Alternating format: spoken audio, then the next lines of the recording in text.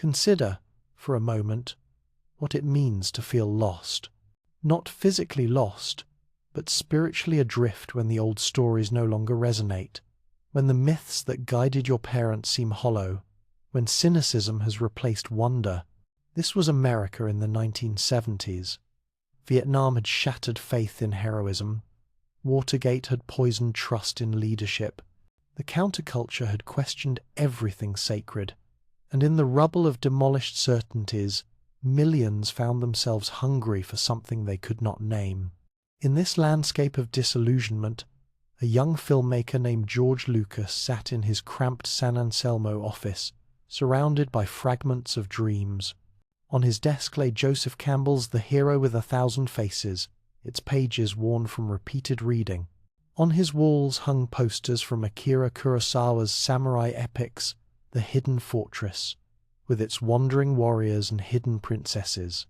Nearby, a stack of Flash Gordon serials from the 1930s, their innocent optimism almost quaint against the darkness of contemporary cinema, and scattered throughout, sketches and notes from World War II dogfights, those clear-cut battles between good and evil that seemed to belong to another age entirely. What Lucas was attempting seemed impossible. He wanted to create a modern mythology, not a cynical deconstruction or a knowing pastiche, but something genuine, a story that could fill the spiritual void he sensed everywhere around him. The studios thought him mad. Science fiction meant dystopia, they insisted. It meant A Clockwork Orange or Soylent Green, visions of humanity's darkness, not its light. Who would pay to see a space fantasy about good defeating evil? That kind of innocence was dead. But Lucas had seen something they had not. He had recognized that Campbell's hero's journey was not just an academic observation. It was a map of the human soul, valid across all cultures and all ages. The call to adventure, the refusal of the call, the mentor's wisdom, the descent into darkness, the revelation, the return, transformed. These were not childish fantasies. They were the architecture of meaning itself, and a generation raised without them was starving. In his imagination, fragments began to coalesce. What if the force, this energy field binding the galaxy together, could serve as a secular spirituality, something that acknowledged the mystical without demanding adherence to any particular faith? What if the Jedi could embody the disciplined wisdom of warrior monks, blending the samurai's code with a knight's chivalry and a Buddhist's detachment? What if the eternal struggle between light and darkness could be made visceral, immediate, and above all hopeful? The vision took shape slowly, painfully. Lucas wrote draft after draft, each one struggling to balance the mythic weight he sought with the adventure his story required. He called them Jedi Bendu, then Jedi Templar. The names changed, but the essence remained an order of spiritual warriors who had, in their hubris, allowed darkness to rise. The hero would be a farm boy, like so many mythic heroes before him, Luke Starkiller, then Skywalker called from obscurity to face his destiny. There would be a princess, not waiting passively for rescue, but fierce and commanding, a rogue who believed in nothing but would die for everything, and a villain whose very breath was a meditation on mortality, whose black armor hid a man who had once been good. But vision alone does not create reality. Lucas needed money, and money required compromise. The studios remained skeptical. Science fiction was box office poison, they repeated like a mantra. Finally, 20th Century Fox agreed to fund the project, but on terms that revealed their lack of faith. They offered Lucas a modest directing fee, but insisted on retaining sequel rights. They wanted the merchandising, the licensing, the whole commercial apparatus. Here, Lucas made a gamble that would reshape not just his fortune, but the entire entertainment industry. He negotiated something unprecedented. He would surrender $500,000 in directing fees in exchange for merchandising rights and sequel control. The studio executives barely hesitated. Merchandising? For a science fiction film? They handed over what they considered worthless, unable to imagine that toys and lunchboxes could generate more revenue than ticket sales themselves. This was strategic brilliance, disguised as artistic stubbornness. Lucas had studied how Disney had built an empire not just on films, but on everything that surrounded them. He understood that true cultural impact required presence in children's daily lives, in their bedrooms, their playgrounds, and their imaginations. The studio saw a single film. Lucas saw a mythology that could live and grow, sustained by the very communities who embraced it. But first, the film itself had to exist. And here, the universe seemed determined to test Lucas's resolve. Production moved to Tunisia to film the desert planet Tatooine, and immediately, the worst sandstorm in 50 years descended upon them. Equipment buried, schedules demolished. The robot characters C-3PO and R2-D2 constantly malfunctioning in the heat.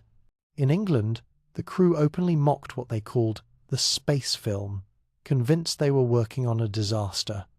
The studio grew more nervous by the week, demanding cuts, questioning every decision. Lucas himself began to doubt.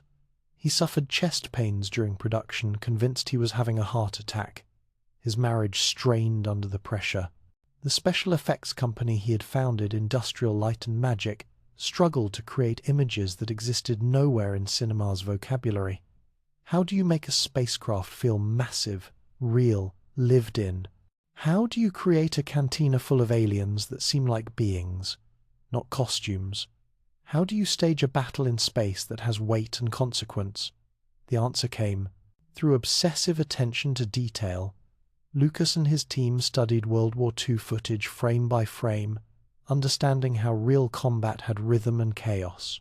They built models with Griebel's tiny details suggesting functionality so that every ship looked like it had history.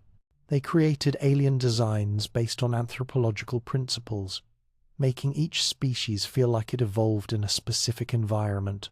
They insisted that even background characters had names, had stories, had purpose. And then there was the music. Lucas knew that John Williams could provide something essential, a sonic architecture that would signal to audiences that this was myth, not mere spectacle.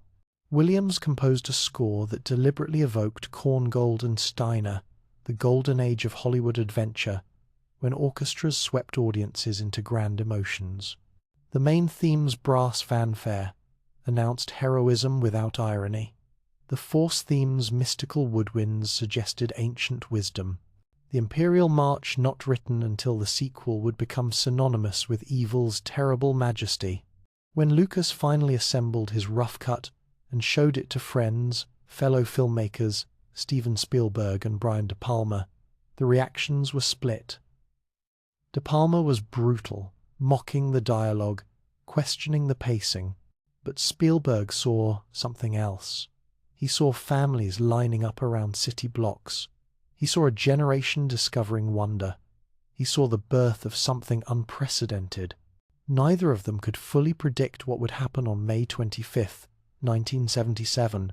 That morning, Star Wars without any subtitle. Just those 2 words opened in 32 theaters. Not a wide release by today's standards.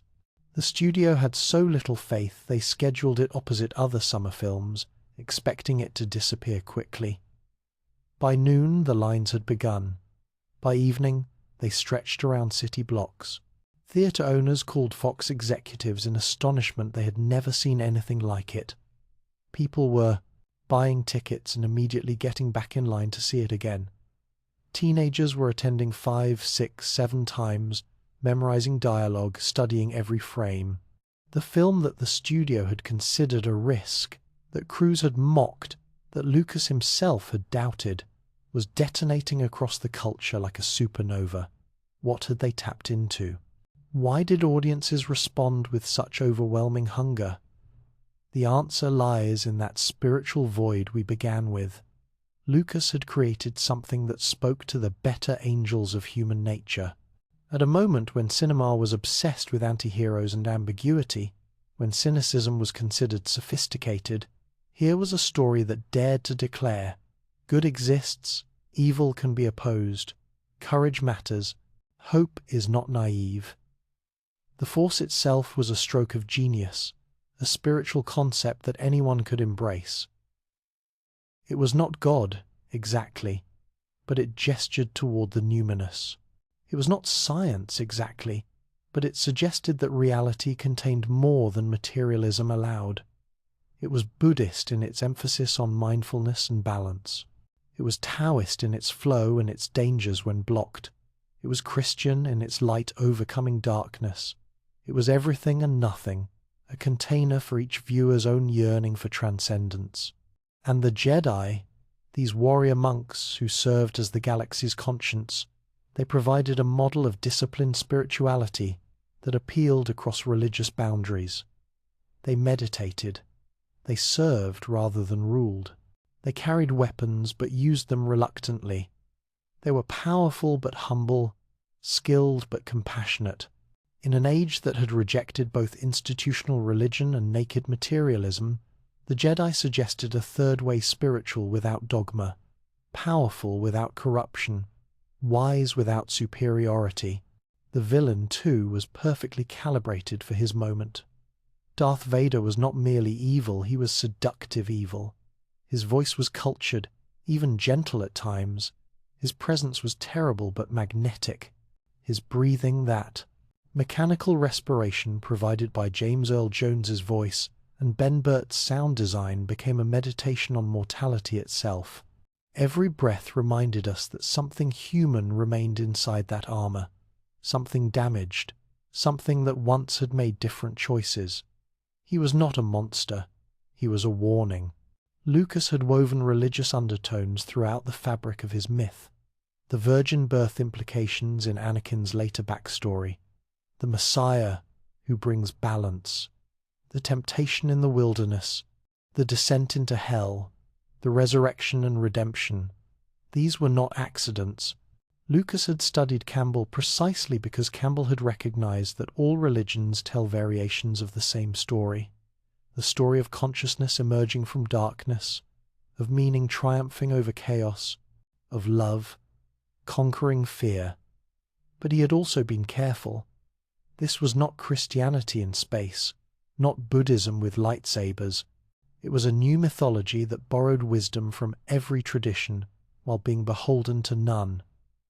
This universality was crucial. Star Wars could spread across the globe because it belonged to no single culture while honoring all of them. Japanese audiences saw the samurai influences. Christians saw the redemption narrative. Buddhists saw the lessons about attachment. Everyone found something that resonated with their deepest values. The timing was everything. A generation raised on Vietnam's moral ambiguity, on assassinations and economic stagnation, on the death of Kennedy idealism and the birth of Reagan pragmatism. They were not rejecting heroism. They were starving for it. They wanted to believe that noble quests were possible, that sacrifice meant something, that the universe had moral structure. Lucas gave them permission to hope without feeling foolish. This was the mythmaker's canvas, a blank space in the culture where wonder had been, now filled with a galaxy far, far away that was really a mirror held up to our own souls.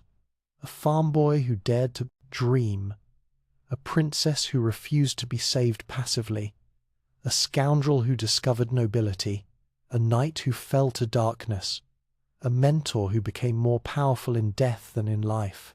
These were not just characters, they were archetypes, as ancient as Homer and as immediate as our own, struggles with fear and courage, with darkness and light. As the summer of 1977 burned on, as the lines never shortened and the box office shattered every record, something unprecedented was happening. Star Wars was not just entertaining people, it was transforming them. It was creating a shared language, a common mythology, a new way of understanding the eternal human questions. The mythmaker had succeeded. The canvas was no longer blank, and the story, the real story, was only beginning. Something remarkable happens when a story stops being entertainment and becomes a way of life. Star Wars did not merely occupy theaters in the summer of 1977, it colonized imaginations. It rewired how people related to narrative, to each other, to the very concept of what a cultural phenomenon could be. What emerged was not just fandom. It was the birth of a new social architecture, a template for how communities would form around shared mythology for generations to come. In hotel conference rooms across America, a strange new ritual was taking shape. Thousands of people, teenagers, young adults, even families gathered wearing homemade costumes. Not Halloween costumes purchased from stores, but lovingly crafted recreations of Jedi robes sewn from bedsheets, Princess Leia's white gown constructed from wedding dresses, stormtrooper armor built from vacuum-formed plastic in garage workshops. These were the first Star Wars conventions, and they represented something unprecedented in the relationship between audience and art. Consider what was happening here. For centuries, the audience had been passive, sitting in darkened theaters, reading books alone, consuming culture as isolated individuals. But Star Wars activated something dormant in human social behavior. The impulse to gather around shared stories is ancient, as old as fire circles and oral traditions. What was new was the scale and the intensity. These conventions became secular pilgrimages, where believers gathered not to worship, but to celebrate and extend the mythology together. The costumes themselves were revolutionary. When you spend 40 hours constructing a Boba Fett costume from reference photos paused on a VCR, frame by frame, you are not merely dressing up. You are conducting an act of devotion. You are studying every detail of a character who appears on screen for only minutes, treating background information with the reverence that medieval scholars brought to biblical texts. You are declaring that this galaxy, this mythology, matters enough to inhabit physically, and in these spaces something magical occurred. Status was inverted.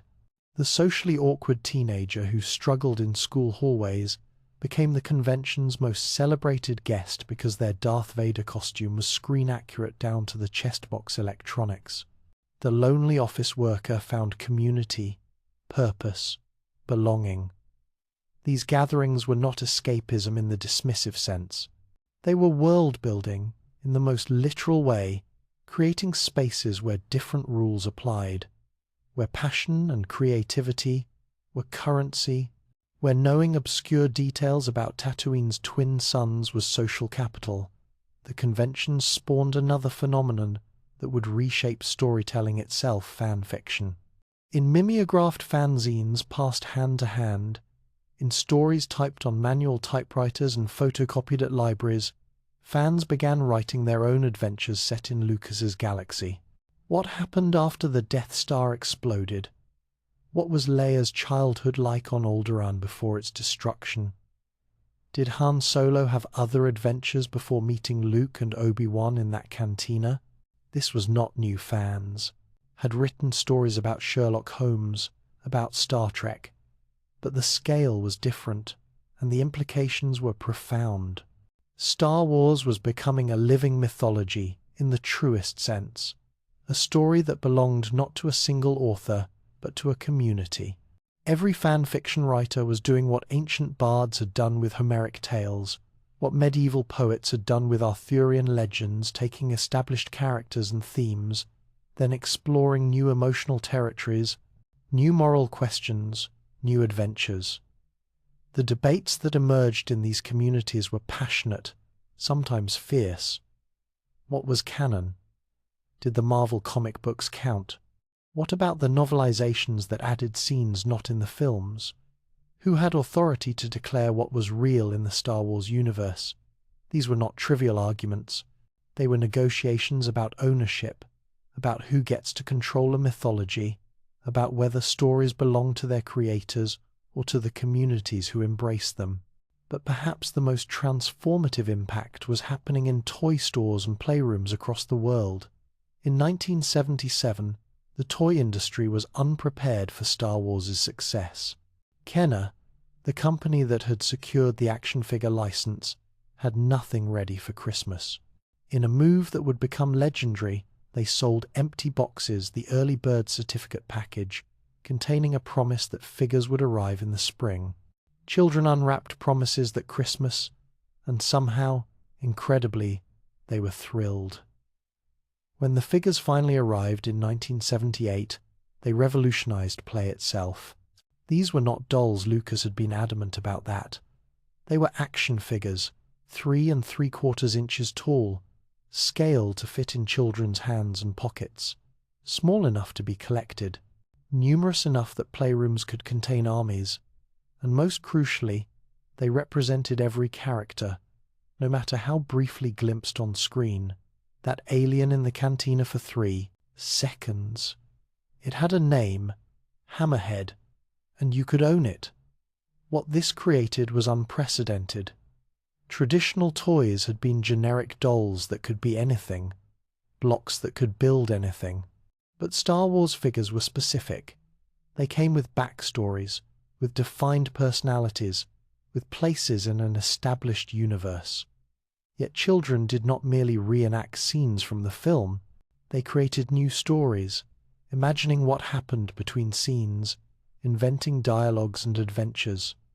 The toys became tools for collaborative storytelling, for exploring the mythology's boundaries.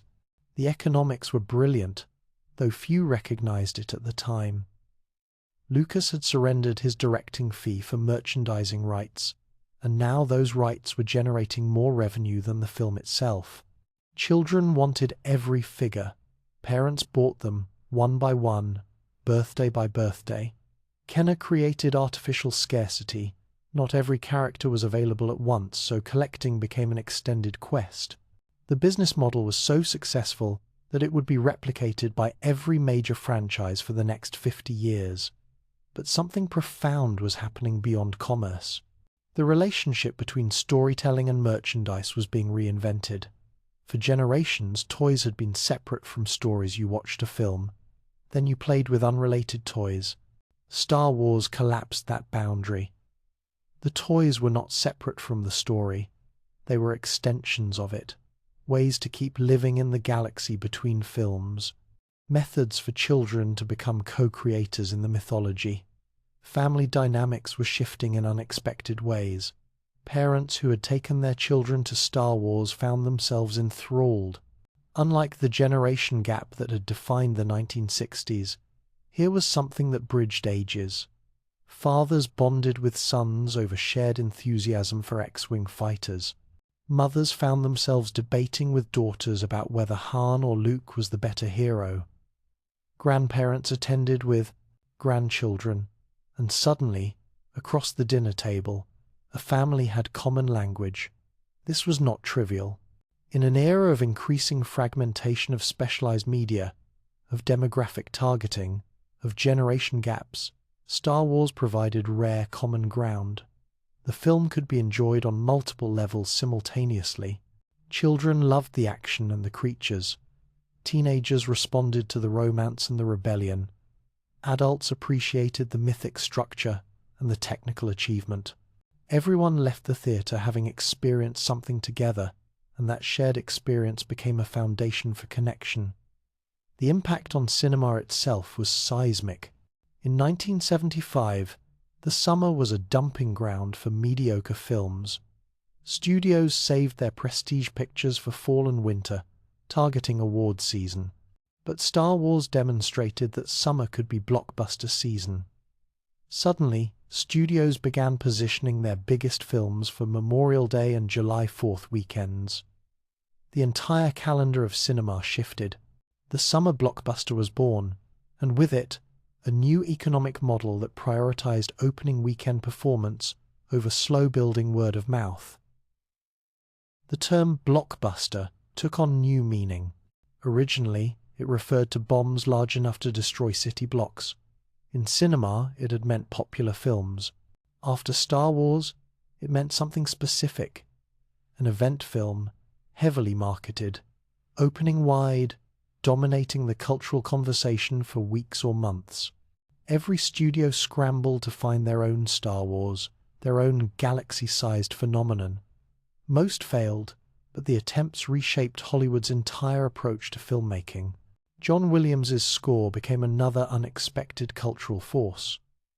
Classical music had been declining in mainstream American consciousness, seen as elite or outdated, but Williams's orchestral compositions for Star Wars were everywhere on the radio, in record stores, performed by orchestras worldwide.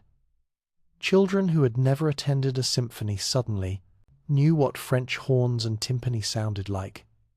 Parents bought the soundtrack album, and it became one of the best-selling classical recordings in history. The London Symphony Orchestra's performance of the score did something subtle but profound. It reconnected popular culture with the tradition of classical composition. Williams had studied the great film composers of Hollywood's golden age, and through Star Wars, he revitalized that tradition. Suddenly, orchestral music was cool again. Music programs in schools reported increased interest. Concert halls programming Star Wars nights discovered they could fill every seat. The main theme became universal language. You could hum those opening notes anywhere on Earth, and people would recognize them instantly. It joined a tiny pantheon of melodies, Beethoven's Fifth, the happy birthday song that transcended cultural boundaries. In a globalizing world, Star Wars was becoming one of humanity's shared references, a melody that connected billions. The film's technical achievements were equally transformative. Industrial Light and Magic, the special effects company Lucas founded out of necessity, had invented techniques that became industry standard. Motion control photography, using computer-controlled cameras to repeat precise movements, allowed for complex composites that had been impossible before. These techniques spread throughout cinema, enabling visual ambitions that had previously existed only in imaginations. But beyond technique, Star Wars changed what audiences expected from cinema. Suddenly, viewers demanded immersive worlds, detailed universes where every background element had thought behind it. The cantina scene, with its bizarre collection of alien musicians and patrons, lasted only minutes, but it suggested an entire galaxy of civilizations, each with its own history and culture. Audiences wanted more of this density, this richness. They wanted worlds, not just sets, the ripple effects, extended into unexpected territories. NASA reported increased interest in space exploration. Applications to aerospace engineering programs rose. The film may have been fantasy, not science fiction in the hard sense, but it rekindled wonder about the cosmos. It made space seem adventurous again, at a moment when the Apollo program had ended and national interest in space exploration had waned. In living rooms and basements, another quiet revolution was occurring. Families were gathering not just to watch television together, but to discuss, to analyze, to debate Star Wars. Dinner table conversations revolved around whether the Force was real, whether Darth Vader could be redeemed, whether the Death Star's destruction was justified despite the lives aboard. These were not trivial questions. They were ethical inquiries, philosophical explorations, using Star Wars as a framework for discussing morality. Teachers began noticing something unexpected. Students were more engaged when lessons connected to Star Wars. Physics teachers explained trajectory using X-wing fighters. History teachers discussed totalitarian regimes through the lens of the Empire. Literature teachers explored the hero's journey with Luke Skywalker as their primary example. The film had become a teaching tool, a shared cultural reference that could illuminate other subjects. The merchandising expanded beyond toys into every corner of daily life. Lunchboxes, bedsheets, clothing, school supplies, everything bore Star Wars imagery. Critics called it crass commercialism, and perhaps it was. But it was also something else. It was the mythology asserting presence in every moment of children's lives. You woke up in Star Wars sheets. You packed lunch in a Star Wars lunchbox. You wore Star Wars t-shirts to school. The galaxy was not something you visited occasionally at the theater. It was where you lived. This saturation created a unique generational marker. If you were a child in the late 1970s or early 1980s, Star Wars was not a film you saw, it was an atmosphere you breathed. It shaped your play, your friendships, your imagination's vocabulary. When you played on the playground, you were not generic heroes. You were Luke Skywalker or Han Solo. The mythology provided ready-made roles, shared narratives, common ground for collaborative play. And throughout all of this, the conventions continued growing. By the early 1980s, major gatherings were attracting tens of thousands. The homemade costumes became more elaborate. Fans were not just attending, they were performing, creating skits and short films, building elaborate dioramas. The line between audience and creator was dissolving. Star Wars had activated something fundamental in human nature, the desire not just to receive stories, but to participate in their creation and evolution. What George Lucas had unleashed was far beyond a successful film.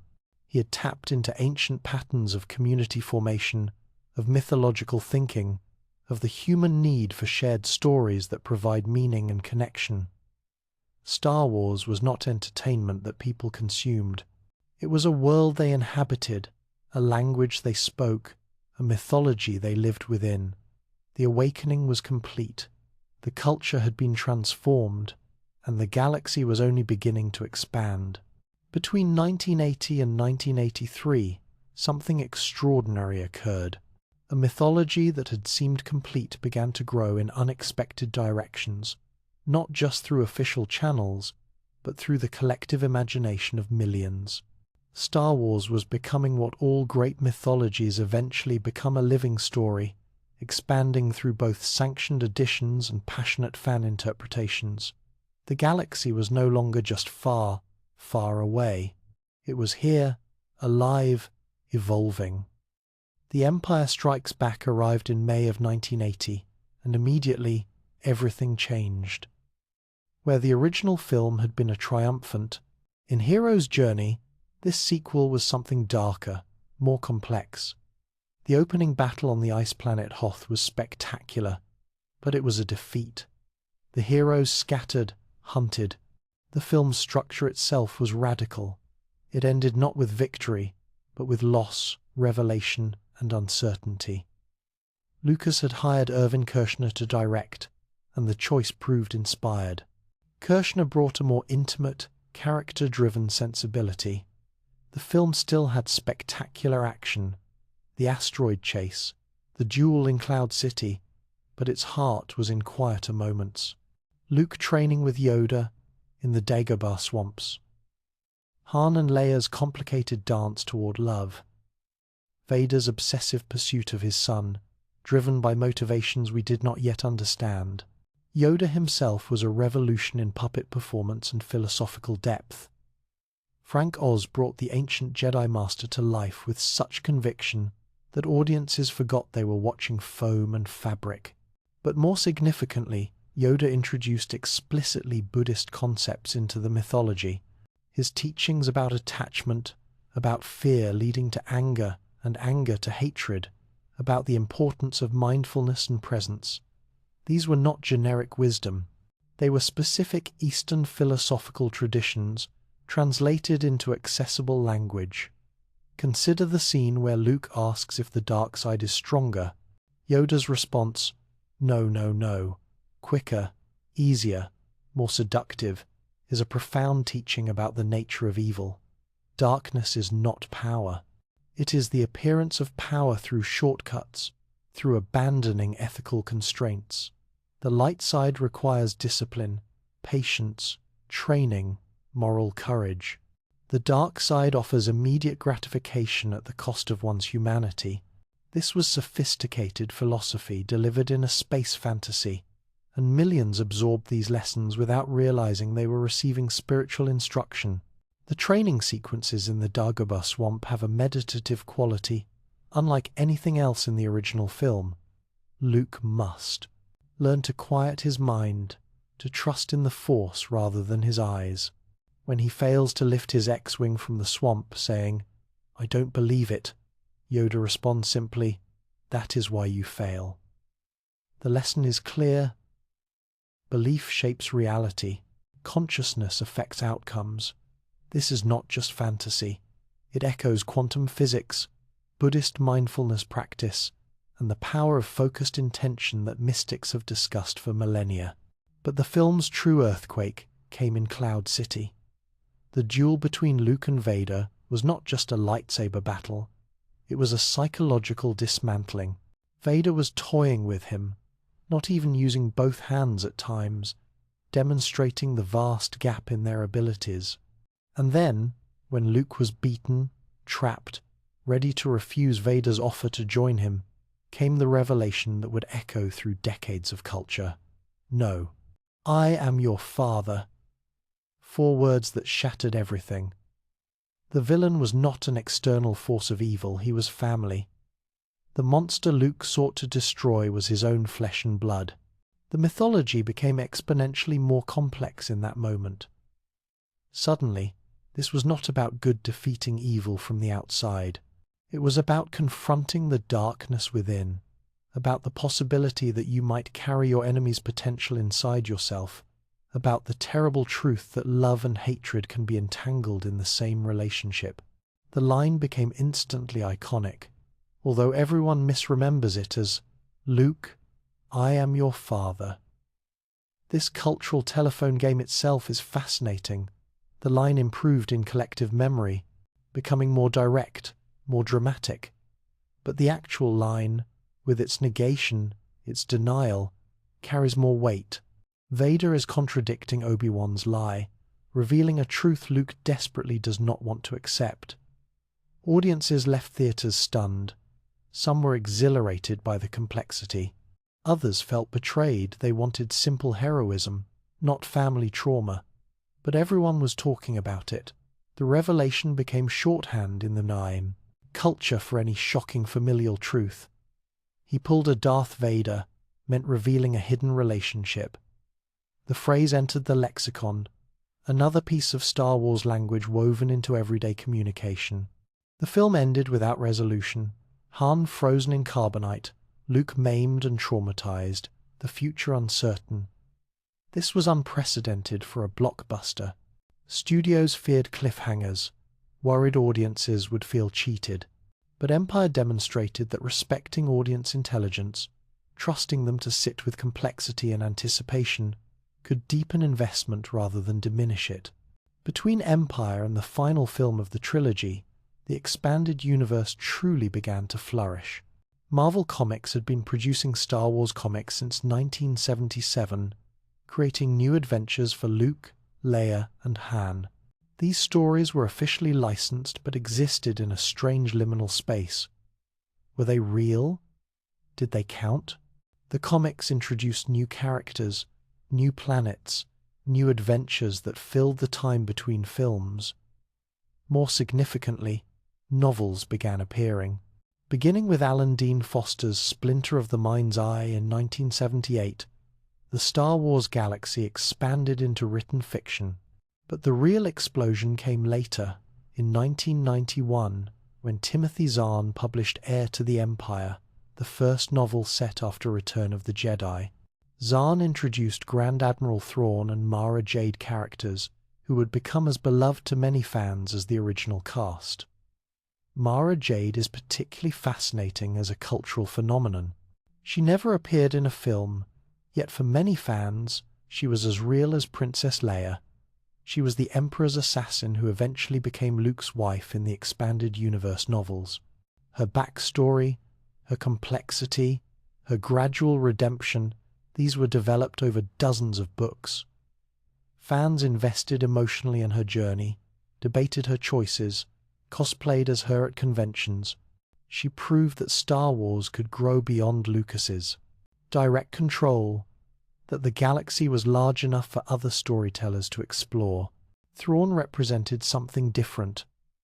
A villain who was not driven by hatred or power lust, but by intellectual fascination with art and culture. He studied species artwork to understand their psychology and predict their tactics. He was civilized, thoughtful, even respectful toward his enemies. This was a new kind of Star Wars antagonist, demonstrating that the mythology could accommodate sophisticated characterization beyond the archetypal conflicts Lucas had established. These expanded universe materials taught fans something crucial: that stories could belong to communities, not just creators. Lucas had not written these novels. Other authors were playing in his sandbox, adding their own creations, and fans embraced them, arguing about which books were essential, which characters should be considered canon, which storylines felt true to the spirit of the original trilogy.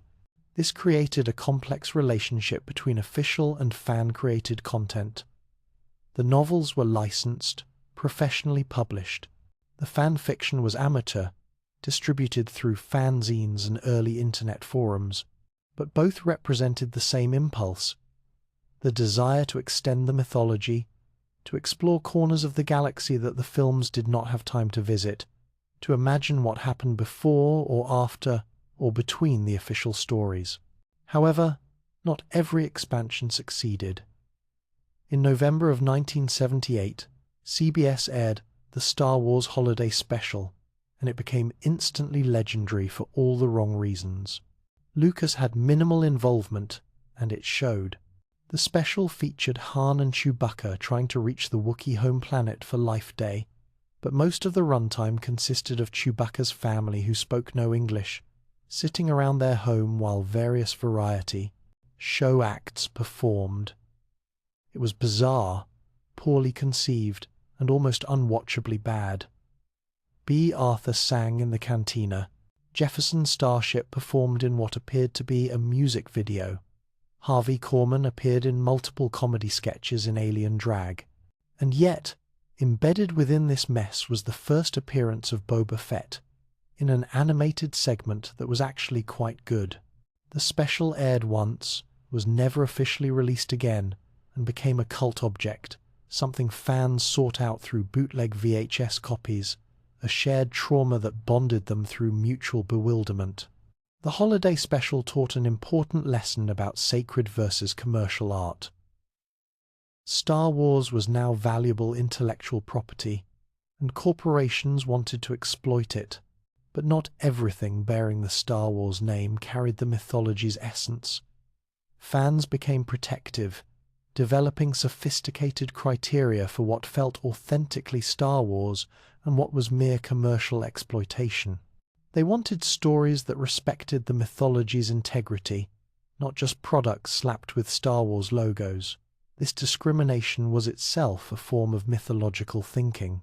In ancient cultures, there were authentic versions of myths and corrupted versions. The community of believers knew the difference. Star Wars fans were developing the same sensitivity they could tell when something came from genuine love of the mythology versus when it was produced cynically for profit. The holiday special, despite being official, was rejected. Certain novels were embraced while others were dismissed. The fans were becoming co-guardians of the mythology's integrity. Return of the Jedi arrived in May of 1983, and it had an impossible task resolving the darkness of Empire while providing the triumphant ending audiences craved. The film succeeded, though not without controversy that would echo for decades. The battle on Endor, the redemption of Darth Vader, the Emperor's defeat, these provided catharsis and completion. But elements of the film sparked debates that revealed generational fault lines. The Ewoks became particularly divisive. To children, they were adorable, small, fuzzy creatures who proved that even the seemingly powerless could resist tyranny.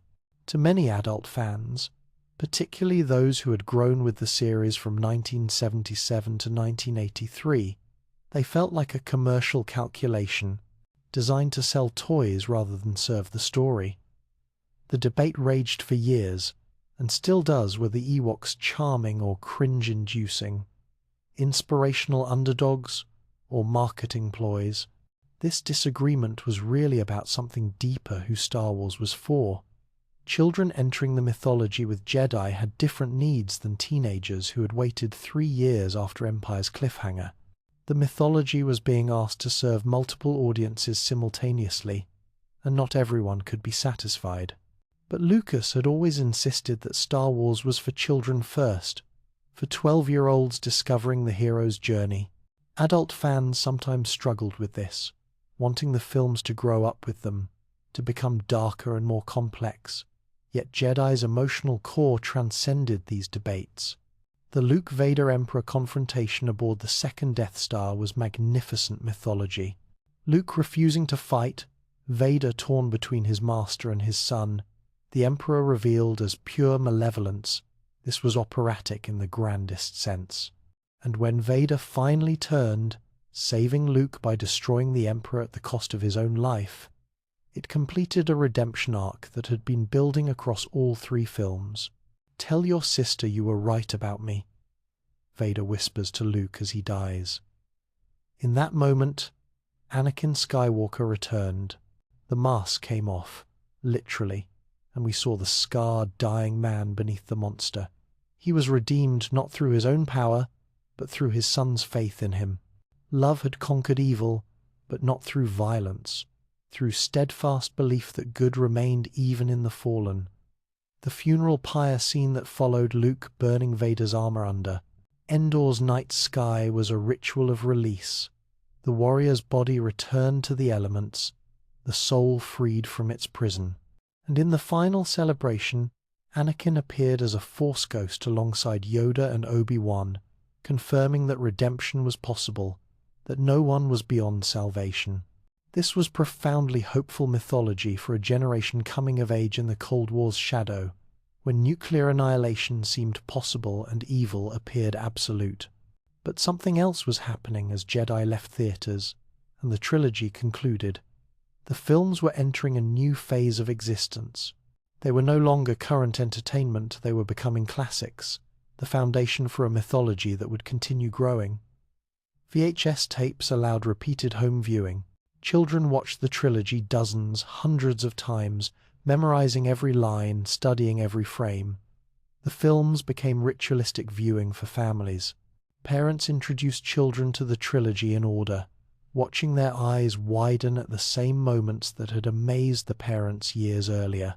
This multi-generational transmission is how myths survive, not through academic preservation, but through emotional investment, passed from believer to believer, from parent to child. And the fans, those devoted communities who gathered at conventions, who wrote fan fiction, who debated obscure details, they kept the flame burning through the quiet years that followed. Between 1983 and 1999, there were no new Star Wars films, but the mythology lived on through novels, through comics, through video games, through the expanded universe materials that Zahn and others created. Cosplay became increasingly sophisticated. Fans were not just wearing robes, they were building screen-accurate stormtrooper armor, using vacuum-forming techniques, creating elaborate alien makeup, constructing lightsabers with electronics that produced sound effects. The line between fan and artist dissolved completely. These were craftspeople, devoted practitioners of skills learned entirely in service to the mythology. Fan films began appearing as video cameras became accessible. These were not professional productions, but they were labors of love short stories set in the Star Wars universe, sometimes serious, sometimes parodic, always demonstrating that the galaxy had become a shared canvas for creative expression. The quality varied wildly, but the passion was consistent. The mythology had proven something essential, that it could survive between official releases, sustained entirely by community devotion. This was how religions persisted through centuries without new prophets, through communities who kept the faith, who taught new generations, who found meaning in repeated rituals and shared symbols. Star Wars had become, quite literally, a modern secular religion, complete with sacred texts, communal gatherings, and devoted practitioners who organized their identities around their relationship to the mythology. The expanding universe had revealed the mythology's true power. It was not contained in 3 films. It lived in the imaginations of millions, in the stories they told each other, in the costumes they wore, in the art they created, in the lessons they taught their children. The galaxy was expanding because believers expanded it, adding their own dreams and stories to the collective vision. Lucas had planted a seed, but what grew was far larger than anything he could have anticipated or controlled. The mythology belonged to everyone who loved it, and that ownership, that sense of participatory investment, would create both extraordinary creativity and bitter conflict in the decades ahead. There is a particular kind of silence that falls in a darkened theatre when a story completes its journey, not the silence of boredom or confusion, but the silence of satisfaction of witnessing something that began with possibility and ended with meaning. Return of the Jedi provided that silence for millions in 1983, but what it created extended far beyond its runtime. It became a rite of passage, a shared experience that marked a generation's coming of age and established patterns for how stories would be passed from parent to child for decades to come. The heart of Jedi, beneath all the space battles and forest chases, was a father-son story. Luke's journey had always been about fathers, the idealized father he never knew in Anakin, the surrogate father in Obi-Wan, the dark father revealed in Vader. But Jedi brought this to resolution in a way that resonated profoundly with its moment in history. This was 1983, an era when American family structures were transforming rapidly. Divorce rates had climbed through the 1970s. Single-parent households were increasingly common. The traditional nuclear family was being redefined, and with it, the father-son relationship was being questioned and reimagined. Into this complexity came a mythology about a son who refused to abandon his father, even when that father had become a monster. Luke's faith that good remained in Vader was not naive optimism. It was fierce, almost stubborn love. When the Emperor tortured Luke with Force lightning and Vader stood paralyzed between his master and his son, the entire trilogy balanced on that moment of choice. Would evil be permanent? Could someone who had done terrible things still turn back toward the light? Vader's choice to save Luke, to lift the Emperor and hurl him down the reactor shaft, was one of cinema's great redemptive moments. But notice what made it powerful. It was not a grand speech or a dramatic conversion. It was a father watching his son die, choosing love over power. The redemption was enacted through sacrifice, not through words. Vader died saving Luke, completing a circle that had begun with Anakin's fall. For children of divorce, for sons estranged from fathers, for families fractured. By conflict, this mythology offered something precious. It said that love could survive the worst betrayals, that family bonds had meaning even when strained to breaking, that redemption was possible even in the final moments. It did not demand reconciliation in every case, but it honored the desire for it, the hope that the people we love might still find their way back from darkness. The final scene, Anakin's Force ghost appearing alongside Yoda and Obi-Wan, smiling peacefully, confirmed this hope. He was forgiven, accepted back into the community of Jedi, despite everything he had done. This was radical forgiveness, the kind that most ethical systems struggle to accommodate. How do you forgive genocide? How do you welcome back someone who destroyed an entire planet? The film did not pretend Vader's crimes were erased, but it insisted that his final choice mattered, that turning toward the light at the end counted for something.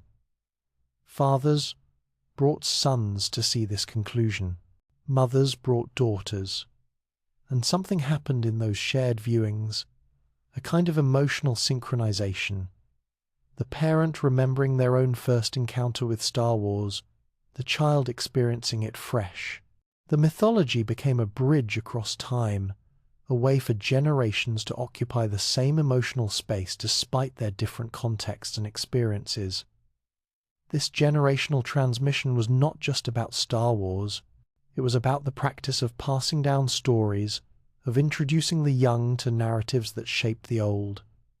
Every culture does this with its founding myths, its sacred texts, its defining stories.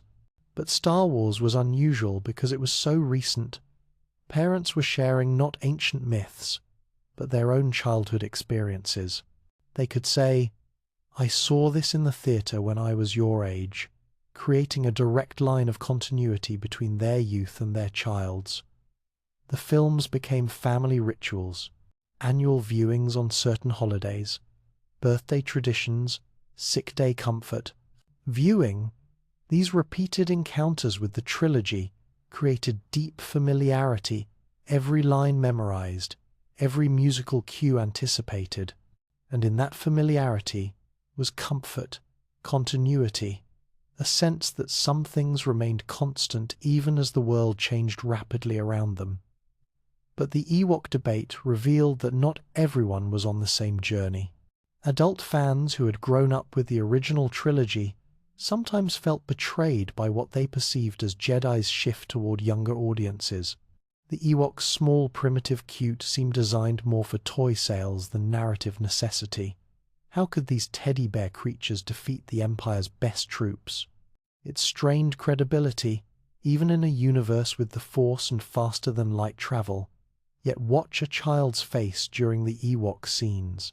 Watch them cheer when the small creatures use primitive weapons to topple Imperial walkers. The Ewoks represented something important to young viewers, the idea that size and technology do not determine outcomes, that cleverness and courage matter more than firepower, that even the small and seemingly powerless can resist tyranny. For children feeling powerless in an adult world, this was not silly. It was essential. The generational divide around the Ewoks was really about different relationships to the mythology. Adults wanted Star Wars to grow with them, to maintain the darker complexity of Empire. Children needed Star Wars to meet them where they were, to provide heroes they could identify with physically. Lucas chose the children, as he always had. "These are for 12-year-olds," he would insist when critics complained. Not to dismiss adult fans, but to remind them who the primary audience was. This tension would recur throughout Star Wars history, the struggle between what longtime fans wanted and what new young audiences needed. Every generation of fans wanted the mythology to be specifically for them, to reflect their age and concerns. But mythology, to survive, must be accessible to the young. It must renew itself with each generation, even if that means older fans feel left behind. As Jedi concluded its theatrical run and the films moved to home video, Star Wars entered a new phase. It became a shared language across American culture. Politicians invoked it constantly. Ronald Reagan's Strategic Defense Initiative was immediately dubbed Star Wars by the press and critics, both supporters and opponents, recognizing that these space-based weapon systems echoed the Death Star's planet-killing capabilities. The metaphor was so powerful that it stuck, despite official objections. The language of Star Wars permeated everyday conversation. "May the Force be with you" became a standard benediction, used sincerely and sarcastically. People described themselves as being seduced by the dark side when facing temptation. Complicated family revelations were compared to the Cloud City twist.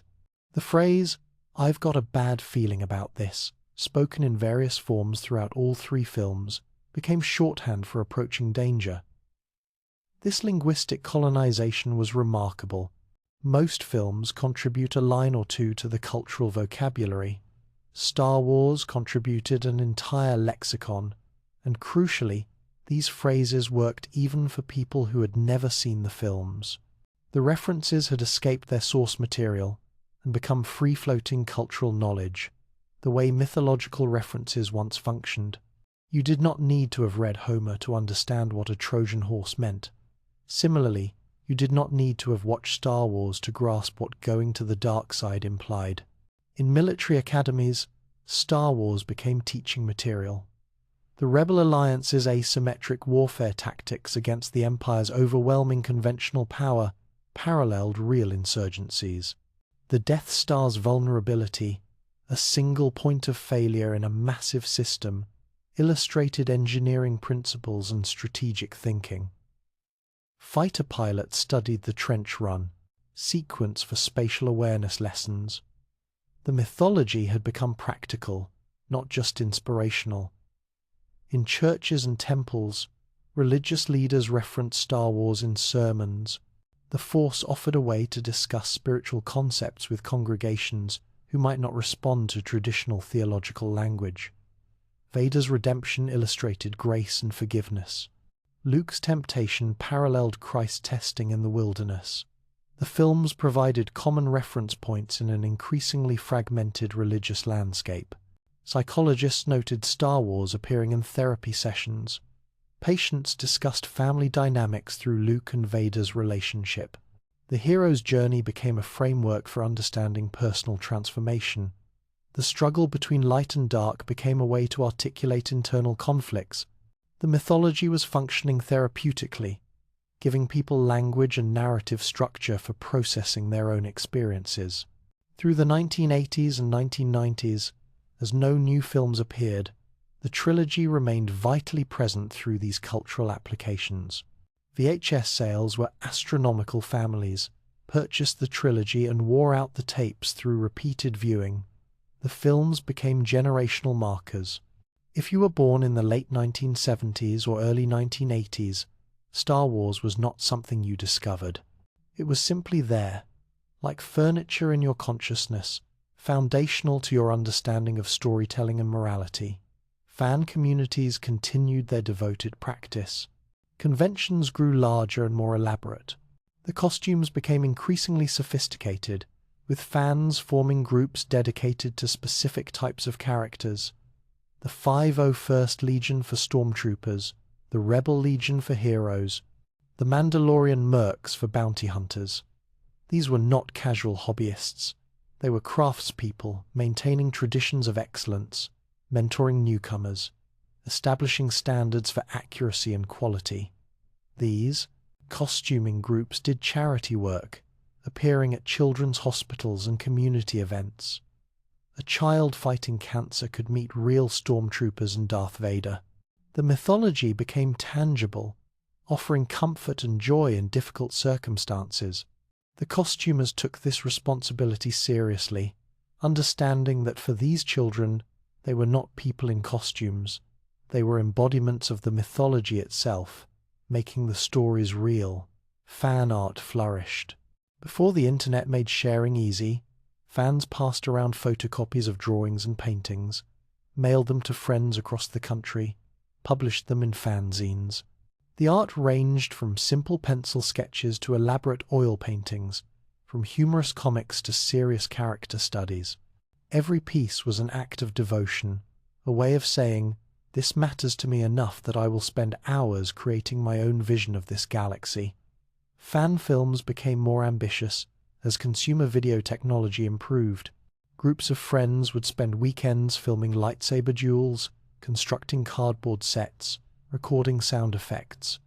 The quality was often crude, but the passion was authentic.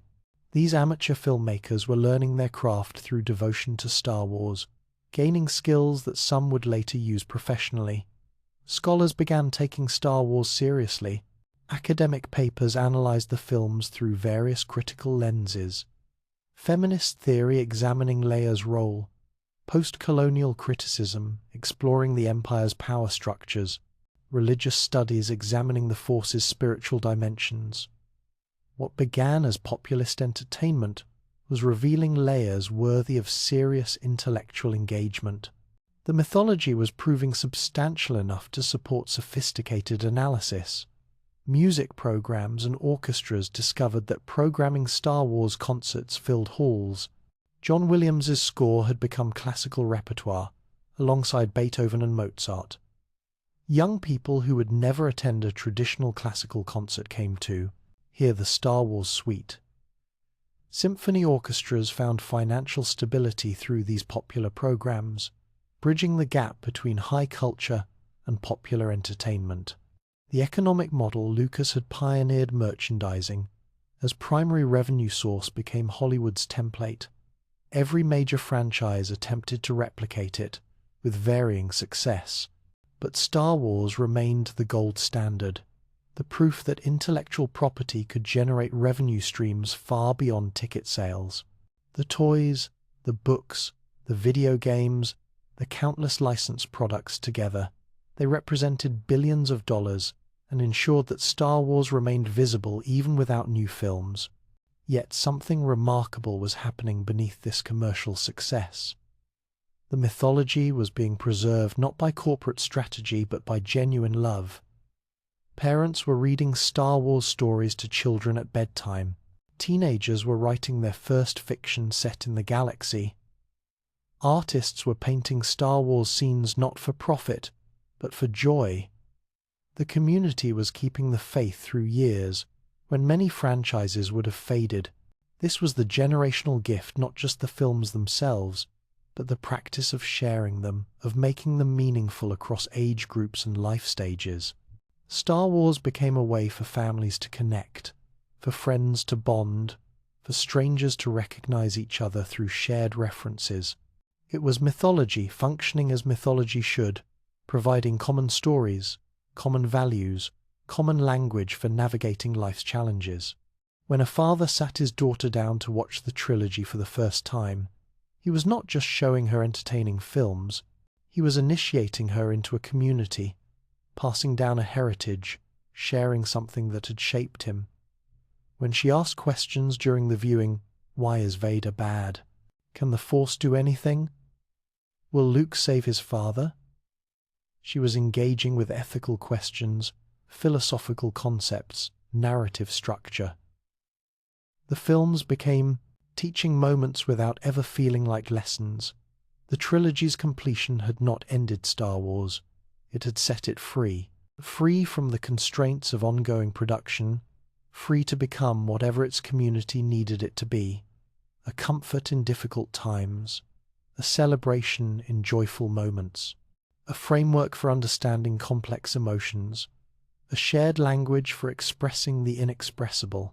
The gift was not the story itself, but what the story enabled: connection across divides, meaning in confusion, hope in darkness. And the gift kept being given, generation after generation, parent to child, friend to friend, believer to seeker. The flame was being passed, carefully, lovingly, faithfully, and in the years ahead, that flame would be tested in ways no one could have anticipated. 16 years is a long time to wait. Long enough for children who saw Return of the Jedi in theaters to become parents themselves. Long enough for the mythology to settle into comfortable familiarity, for expectations to calcify, for fans to develop very specific ideas about what Star Wars should be. And then, in 1999, George Lucas returned with The Phantom Menace, and everything anyone thought they knew about Star Wars was challenged, questioned, and in some cases, shattered. The prequels ask something difficult of their audience.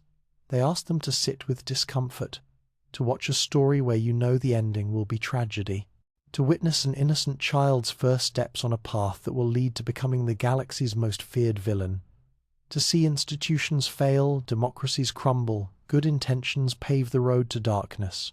This was not the triumphant hero's journey of the original trilogy. This was a meditation on how evil emerges not from external forces, but from internal failures, failures of individuals, of systems, of entire civilizations. When The Phantom Menace opened in May of 1999, the anticipation was unlike anything cinema had witnessed. Fans camped outside theaters for weeks. The first trailer was an event unto itself. People bought tickets to other films just to watch the Star Wars preview, then left before the actual movie began. The cultural hunger was immense, almost desperate. A generation wanted to return to the galaxy that had defined their childhood. What they found was not what they expected. The film opened not with a scrappy rebellion, but with trade disputes and political negotiations. The protagonist was not a relatable farm boy, but a 9-year-old slave child played by Jake Lloyd. The mystical force was given a biological explanation through midi-chlorians, quantifying what had been mysterious. And there was Jar Jar Binks, a computer-generated alien whose clumsy comic relief provoked reactions ranging from mild annoyance to volcanic rage. The backlash was immediate and intense. Online forums, now a significant force in fan culture, erupted with criticism. This was not their Star Wars. Where was the lived-in universe of the originals? Why did everything look so clean, so digital? Why were there politics instead of adventure? The disappointment was palpable, sometimes vitriolic. Some fans felt betrayed, as if Lucas had fundamentally misunderstood his own creation. But something else was happening simultaneously, something easy to miss in the noise of adult disappointment. Children were discovering Star Wars for the first time, and for them, The Phantom Menace was not a betrayal, it was a revelation. 6-year-olds did not care about midi-chlorians or trade negotiations. They cared about the pod race, that spectacular, pulse-pounding sequence that remains one of the series' most thrilling action scenes. They cared about Darth Maul, with his demonic appearance and double-bladed lightsaber. They cared about Jar Jar, who made them laugh with his pratfalls and silly voice. A generational divide opened, deeper than the Ewok debates had ever reached. For many who had grown up with the original trilogy, the prequels felt wrong. For children entering through The Phantom Menace, this was their Star Wars, as formative and beloved as the originals had been to their parents. The mythology was renewing itself, but renewal always means change, and change always means conflict between those who remember the old ways and those discovering the new. Yet beneath the surface complaints about Jar Jar and midi-chlorians, the prequels were exploring profound territory. Consider what Lucas was attempting to show: how a democracy becomes a dictatorship, how good people enable evil through complacency, how institutions can rot from within while maintaining their outward forms. These were not simple themes.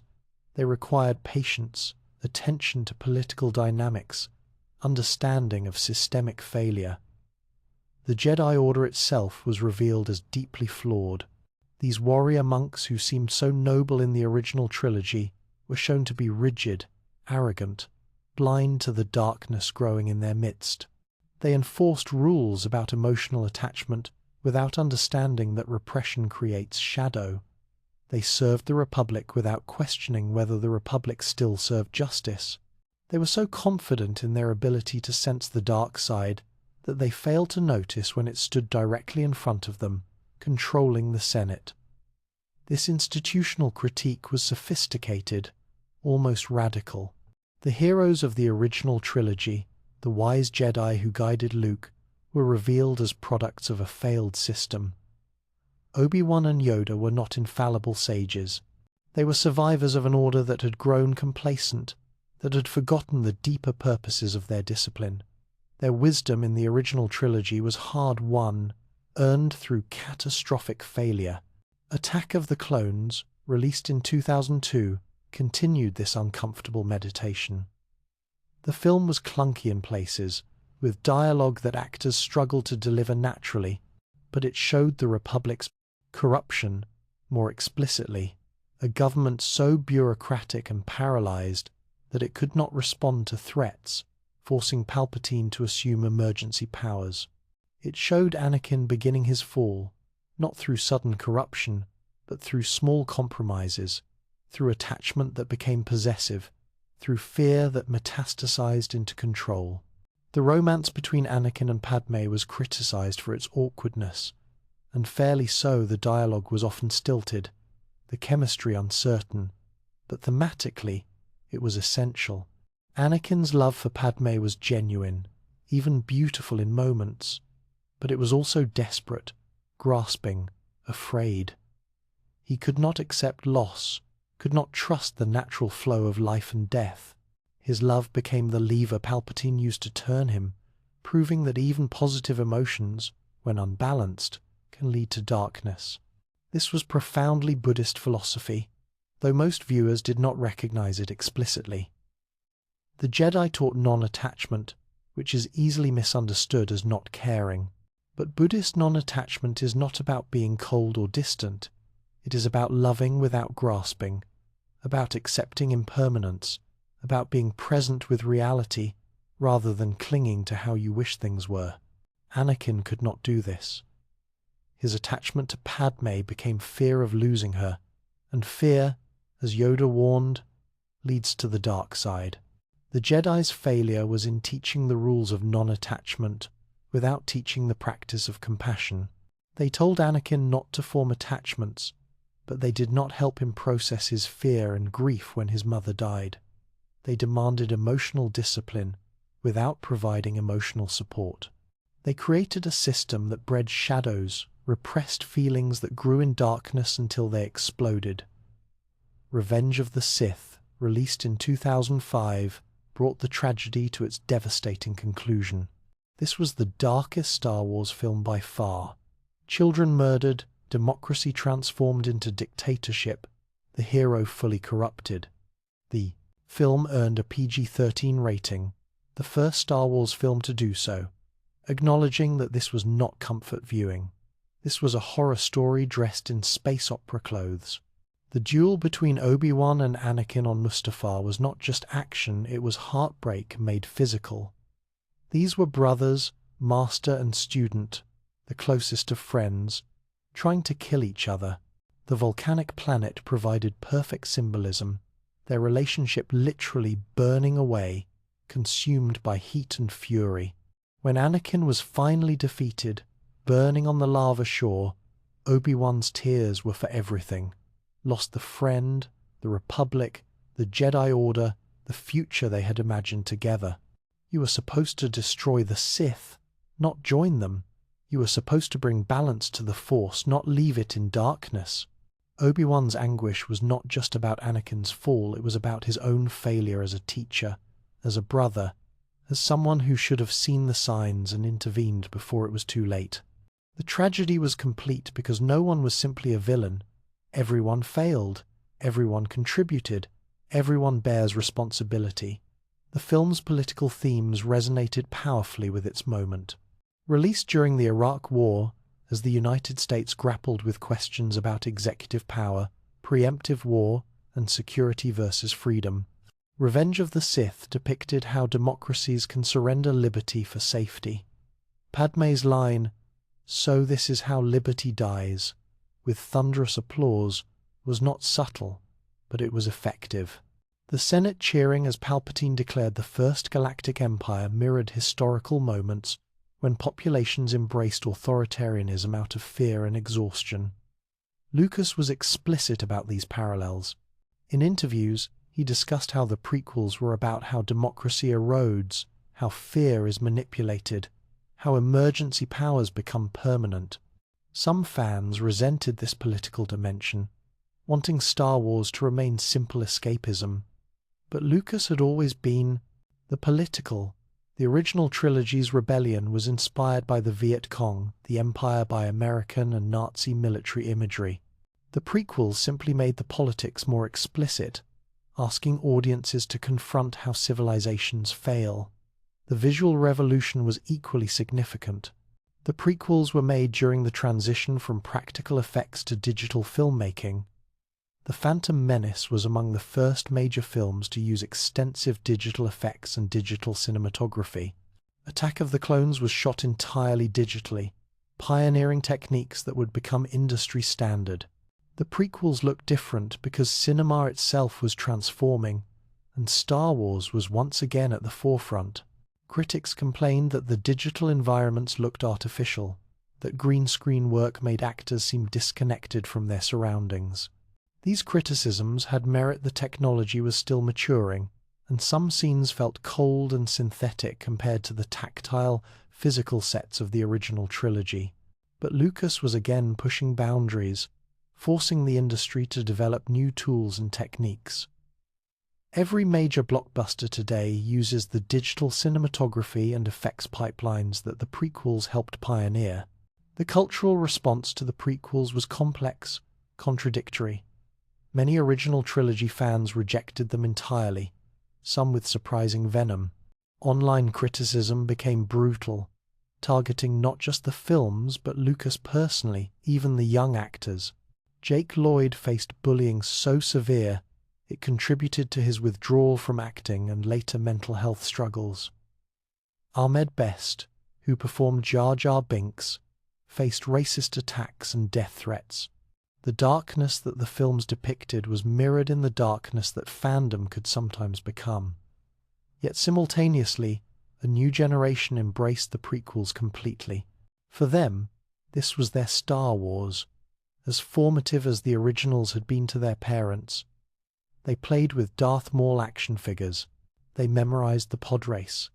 They debated whether Anakin could have been saved. When these fans grew older and vocal online, they defended the prequels with passion, creating a counter-narrative that these films were not failures but misunderstood masterpieces. The meme culture that emerged around the prequels was its own art form. "I have the high ground. It's over, Anakin. From my point of view, the Jedi are evil. I don't like sand."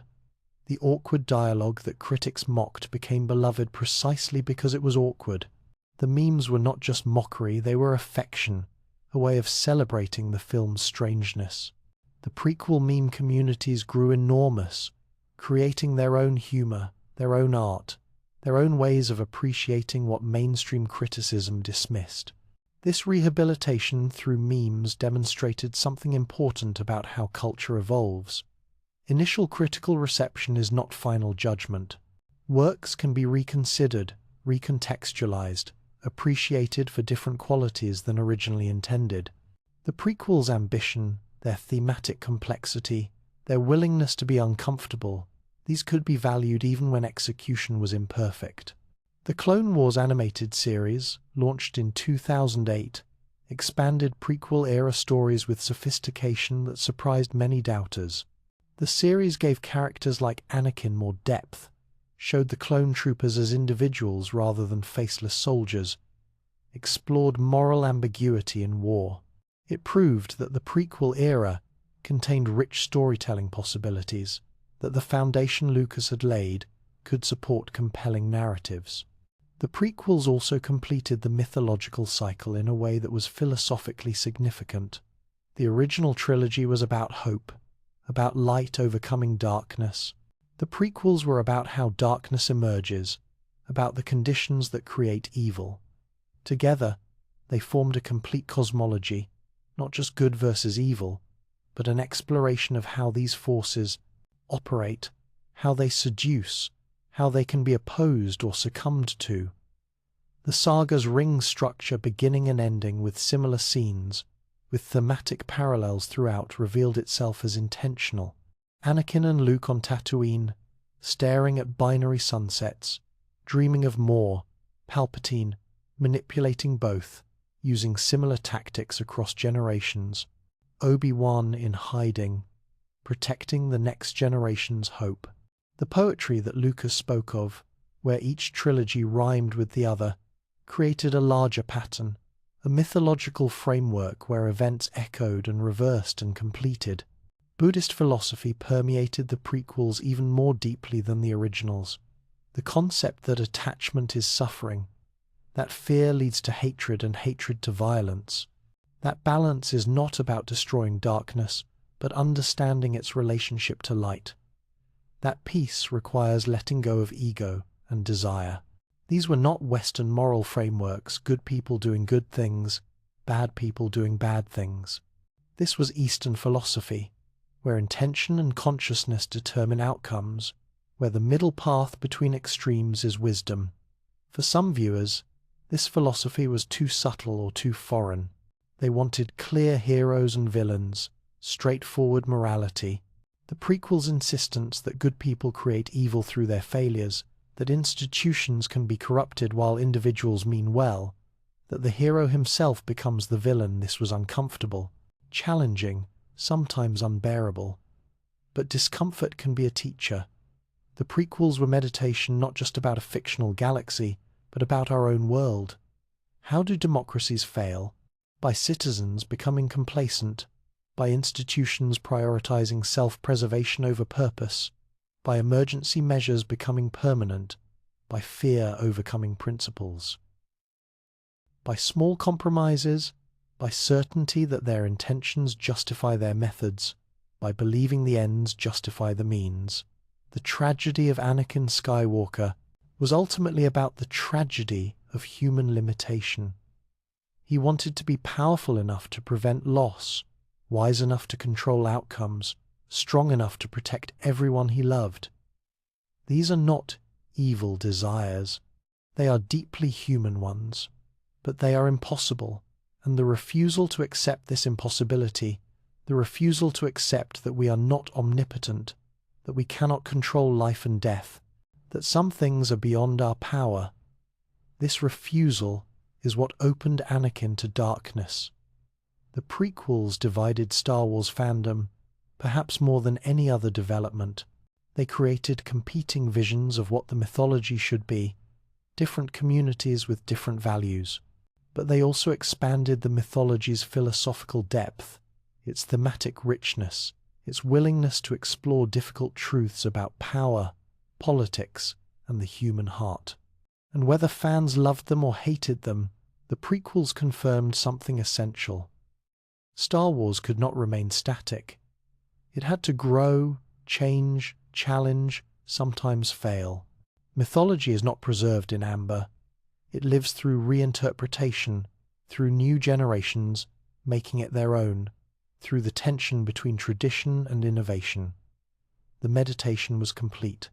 The tragedy had been told, and the lessons about attachment and fear, about institutional failure and democratic erosion, about how evil emerges not from monsters but from human weakness, these lessons would resonate in ways both expected and surprising in the tumultuous decades ahead. There comes a moment in every mythology's life when the question of ownership becomes unavoidable. Who controls the stories? Who decides what is authentic?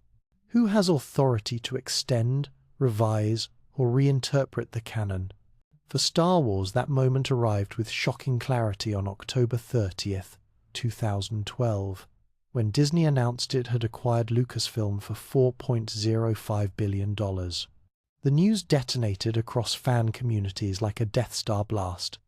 The mythology they had nurtured, protected, and fought over for decades was now owned by the mouse.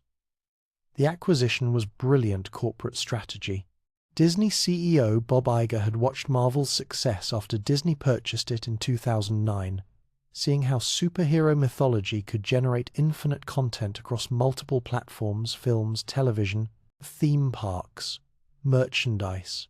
Star Wars represented an even richer opportunity. It had multi-generational appeal, global recognition, and a devoted fan base that would consume virtually anything bearing the Star Wars name. Most crucially, it had a proven model for the very thing Disney excelled at: building immersive experiences and selling dreams. But to fans, the transaction felt like violation. George Lucas, the creator, the mythmaker, the problematic but undeniable author of their beloved galaxy, had sold out. The mythology would now be controlled by corporate committees, by focus groups, by quarterly earnings reports. The artistic vision, however flawed, would be replaced by market-tested product. Disney, they feared, would sand away every rough edge, every idiosyncrasy, every element that made Star Wars strange and wonderful. Lucas himself seemed conflicted. He had negotiated story treatments for episodes 7 through 9 as part of the deal, envisioning a sequel trilogy that would explore the nature of the Force and the microscopic world of the midi-chlorians more deeply. But Disney would ultimately set those treatments aside, choosing a different direction. Lucas would later compare the experience to selling your children to white slavers, a comment he quickly retracted, but one that revealed his pain at losing control of his life's work. The question being asked, often angrily, across fan forums and social media was profound. Can legends be owned? Should mythology belong to corporations? In ancient cultures, myths belonged to everyone, Anyone could retell the stories of gods and heroes, adding their own interpretations. But modern copyright law creates a different reality. Star Wars was intellectual property, as legally owned as a building or a car. Disney had purchased the right to control what was official, what counted as canon. This legal reality conflicted with the emotional reality that many fans felt that Star Wars belonged to them. They had invested decades of passion, creativity, and love into the mythology. They had kept it alive through the quiet years. They had created art, written stories, built costumes, formed communities. In their hearts, they were not consumers but co-creators, stakeholders in a shared cultural heritage. And now, a corporation was asserting sole ownership. The Force Awakens, released in December 2015, represented Disney's first test. Could they make Star Wars that satisfied both longtime fans and new audiences? Director J. Abrams approached the challenge conservatively, creating what was essentially a loving tribute to A New Hope. There was a desert planet, a young hero discovering the Force, a droid carrying crucial information, a superweapon that destroyed planets, a trench run to destroy said weapon. The parallels were not subtle. For many fans, this was exactly what they wanted, a return to the feeling of the original trilogy, a cleansing after the prequel's perceived failures. The Force Awakens looked right practical effects mixed with digital, physical sets, the lived-in aesthetic of the originals restored. It felt right humor and heart balanced with spectacle. The new characters, Rey, Finn, Poe, were likable and dynamic. Han Solo's return was handled with genuine emotion. When the Millennium Falcon soared across the screen to the sound of John Williams's familiar fanfare, tears flowed freely.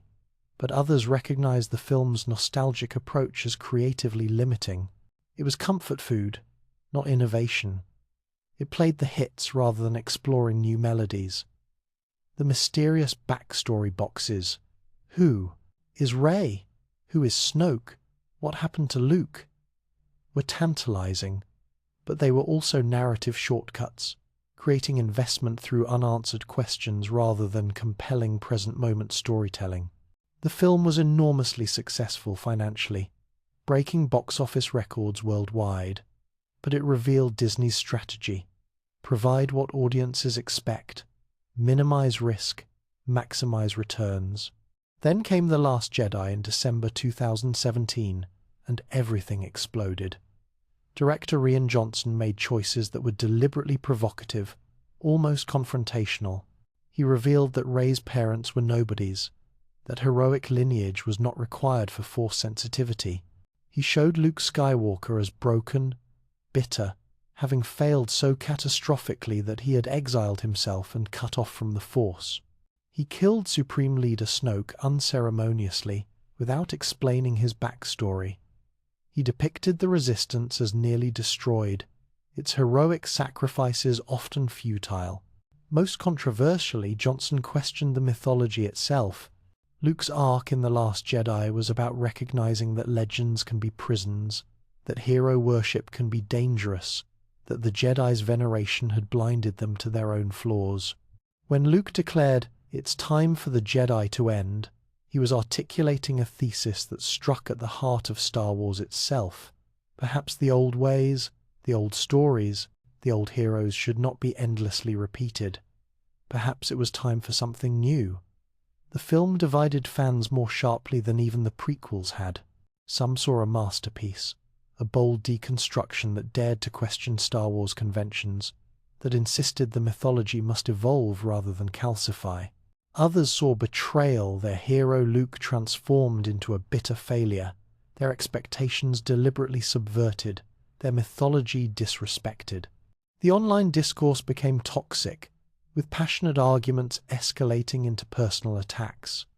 The treatment of actress Kelly Marie Tran, who played Rose Tico, was particularly shameful. She faced racist and sexist harassment so severe that she deleted her social media presence entirely. The ugly side of fandom possessive, exclusionary, unable to tolerate change, revealed itself in ways that damaged Star Wars' inclusive ideals. The mythology that had brought people together was now tearing communities apart. What was happening was a clash between different philosophies of storytelling and ownership. Some fans believed Star Wars should honor what came before, that respecting established characters and their journeys was paramount. Others believed Star Wars must take risks, challenge assumptions, evolve beyond its origins. Some saw the mythology as sacred text to be preserved. Others saw it as living story to be reinvented. The Rise of Skywalker, released in December 2019, attempted to please everyone and satisfied few. It walked back many of The Last Jedi's choices. Rey was revealed to be Palpatine's granddaughter after all. Heroic lineage restored. The film was overstuffed with plot, constantly moving, afraid to pause for breath. It brought back Palpatine as the ultimate villain, connecting all three trilogies but straining credibility. The ending, Rey taking the Skywalker name despite no blood, relation was meant to be empowering but felt to many like compromise, afraid to fully commit to either bloodline mattering or not mattering. The sequel trilogy ultimately demonstrated the peril of trying to serve too many masters. It needed to satisfy Disney shareholders, honor longtime fans, attract new audiences, tell a coherent story, take creative risks, and play it safe.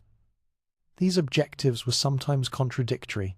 The result was a trilogy that had brilliant moments and compelling characters, but lacked the clear vision that unified the original and prequel trilogies. Yet something remarkable happened parallel to the film's chaotic reception. The Mandalorian succeeded beyond anyone's expectations. Launched in November 2019 on Disney's streaming service, this series took a radically different approach. It was not about Skywalkers or Jedi or galactic destiny. It was about a bounty hunter and a child, traveling from world to world, having smaller-scale adventures. It was lone wolf and cub in space, westerns mixed with samurai films, exactly the influences that had inspired Lucas decades earlier. The Mandalorian's simplicity was its strength. It did not try to be epic. It was content to be mythic in the ancient sense, archetypal stories about protection and honor, about a warrior learning to care for something beyond himself. This is the way the Mandalorian Creed became an instant cultural phrase, demonstrating that Star Wars could still create resonant mythology when it trusted its fundamental strengths. Baby Yoda, officially called Grogu, became a global phenomenon, arguably the biggest Star Wars character success since Darth Vader. The child's appeal was universal, transcending age and cultural boundaries. Merchandise could not be produced fast enough. Memes spread like wildfire. Grogu proved that Star Wars' magic was not dead, just waiting for the right vessel. The series also demonstrated something about Star Wars' relationship to its past. The Mandalorian was deeply reverent toward established lore, filling in gaps, connecting to other stories, treating canon with respect. But it also felt fresh, because it focused on new characters in familiar settings, rather than revisiting the same heroes repeatedly.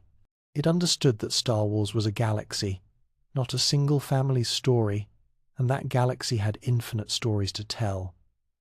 Other series followed: The Book of Boba Fett, Obi-Wan Kenobi, Andor, Ahsoka. Quality varied dramatically. Some felt like corporate content checking boxes. Others, particularly Andor, achieved sophisticated storytelling that rivaled prestige television. Andor's exploration of how rebellion forms, how ordinary people become revolutionaries, how oppression operates systemically. This was Star Wars at its most mature and politically engaged, proving the mythology could accommodate complex adult narratives. The proliferation of content created its own challenges. Star Wars was everywhere: multiple films, multiple series, novels, comics, games, theme parks. For dedicated fans, keeping up became exhausting.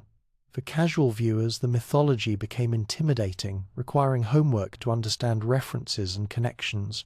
The universe was expanding too quickly, potentially diluting the specialness that had made Star Wars culturally significant. Each generation was claiming Star Wars differently, creating parallel communities with competing visions. Those who entered through the original trilogy valued certain qualities, practical effects, used future aesthetics, archetypal simplicity. Prequel fans valued world-building, political complexity, the tragedy of Anakin's fall.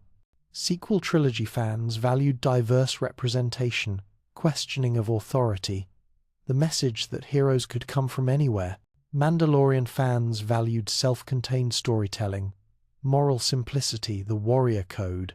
These communities sometimes spoke past each other, unable to recognize that their Star Wars and another generation's Star Wars were different manifestations of the same underlying mythology. The arguments about what was true Star Wars, what counted, what was good or bad, were really arguments about identity. Which version of the mythology reflected your values, your experiences, your moment in time? The Disney era also raised questions about creative freedom versus corporate control. The directors who succeeded Jon Favreau and Dave Filoni with The Mandalorian, Tony Gilroy with Andor, were given significant autonomy to pursue their visions. Those who struggled, Colin Trevorrow fired from Episode 9, Lord and Miller removed from Solo, mid-production, clashed with corporate oversight. The tension between artistic vision and franchise management was constant. The High Republic Publishing Initiative, launched in 2021, took a different approach, setting stories 200 years before the prequel era. In an age when the Jedi and Republic were at their height, this allowed fresh narratives without the burden of connecting to Skywalker saga events. It demonstrated that Star Wars could expand temporally, exploring eras barely mentioned in the films, finding new stories in the mythology's vast chronology. Theme parks became another battleground for authenticity. Galaxy's Edge, the Star Wars-themed lands at Disney parks, were technical marvels, immersive environments where every detail supported the illusion of visiting an actual Star Wars planet. But some fans criticized the choice to set them in the sequel trilogy era rather than the original trilogy's time frame.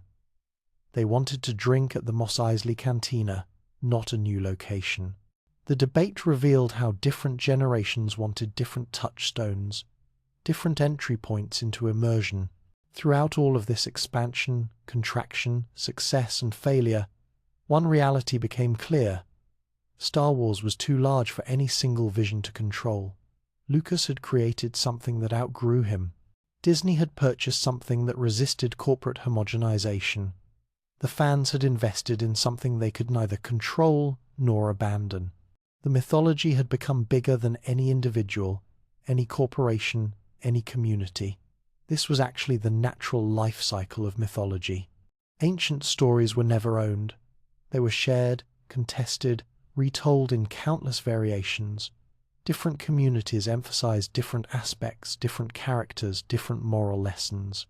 There was no single, correct version of Greek myths or Arthurian legends. There were traditions, interpretations, authorized and folk versions coexisting, sometimes in tension. Star Wars had reached that stage. It was no longer a unified vision, but a contested space where multiple stakeholders claimed authority. This created conflict, sometimes bitter and ugly, but it also created vitality. Dead mythologies are perfectly preserved. Living mythologies are messy, argumentative, constantly renegotiated. The inheritance struggle was not a bug, but a feature. It meant Star Wars mattered enough to fight over, that it touched something deep enough in the culture that people could not simply walk away when disappointed. The passion behind even the harshest criticism was a form of love. Disappointed love, perhaps, but love nonetheless. As the Disney era continued, as new content was announced and released and debated, as the mythology expanded across time and media, one truth emerged. Star Wars would never again have the focused clarity it possessed when George Lucas controlled it absolutely. That era had ended. What was emerging was something more chaotic, more democratic, more reflective of how mythologies actually function in cultures as contested spaces where meaning is negotiated through passionate engagement. The struggle was the story now, and perhaps that was exactly as it should be. Nearly 5 decades have passed since that summer day, in 1977, when a young filmmaker's dream first flickered onto screens across America. 5 decades long enough for children who saw Star Wars in theaters to become grandparents, long enough for the mythology to embed itself so deeply into global consciousness that imagining culture without it seems impossible. What began as a space fantasy has transcended entertainment entirely, becoming something far more significant. Modern folklore, a shared dreamscape, a common language for billions navigating the complexities of existence. Consider, for a moment, the scope of this cultural penetration. In remote villages and bustling cities, on every inhabited continent, children know who Darth Vader is before they know historical figures from their own nations. The lightsaber, a weapon that exists nowhere but imagination, is recognized globally as the symbol of a warrior's honor. The phrase, "May the Force be with you," is spoken in hundreds of languages, carrying blessings that are simultaneously sincere and playful, spiritual and secular. This is the achievement of mythology, to create symbols and stories that function across boundaries of language, religion, and culture. Walk into a children's hospital anywhere in the world, and you will likely encounter Star Wars, not as entertainment primarily, but as therapy, as comfort, as framework for courage. Child psychologists report patients discussing their fears through the lens of Luke facing Vader, their anger through Anakin's fall, their hope through the rebellion's persistence against overwhelming odds. The hero's journey, Joseph Campbell's monomyth, that Lucas so carefully studied, provides structure for children, processing trauma, illness, family disruption.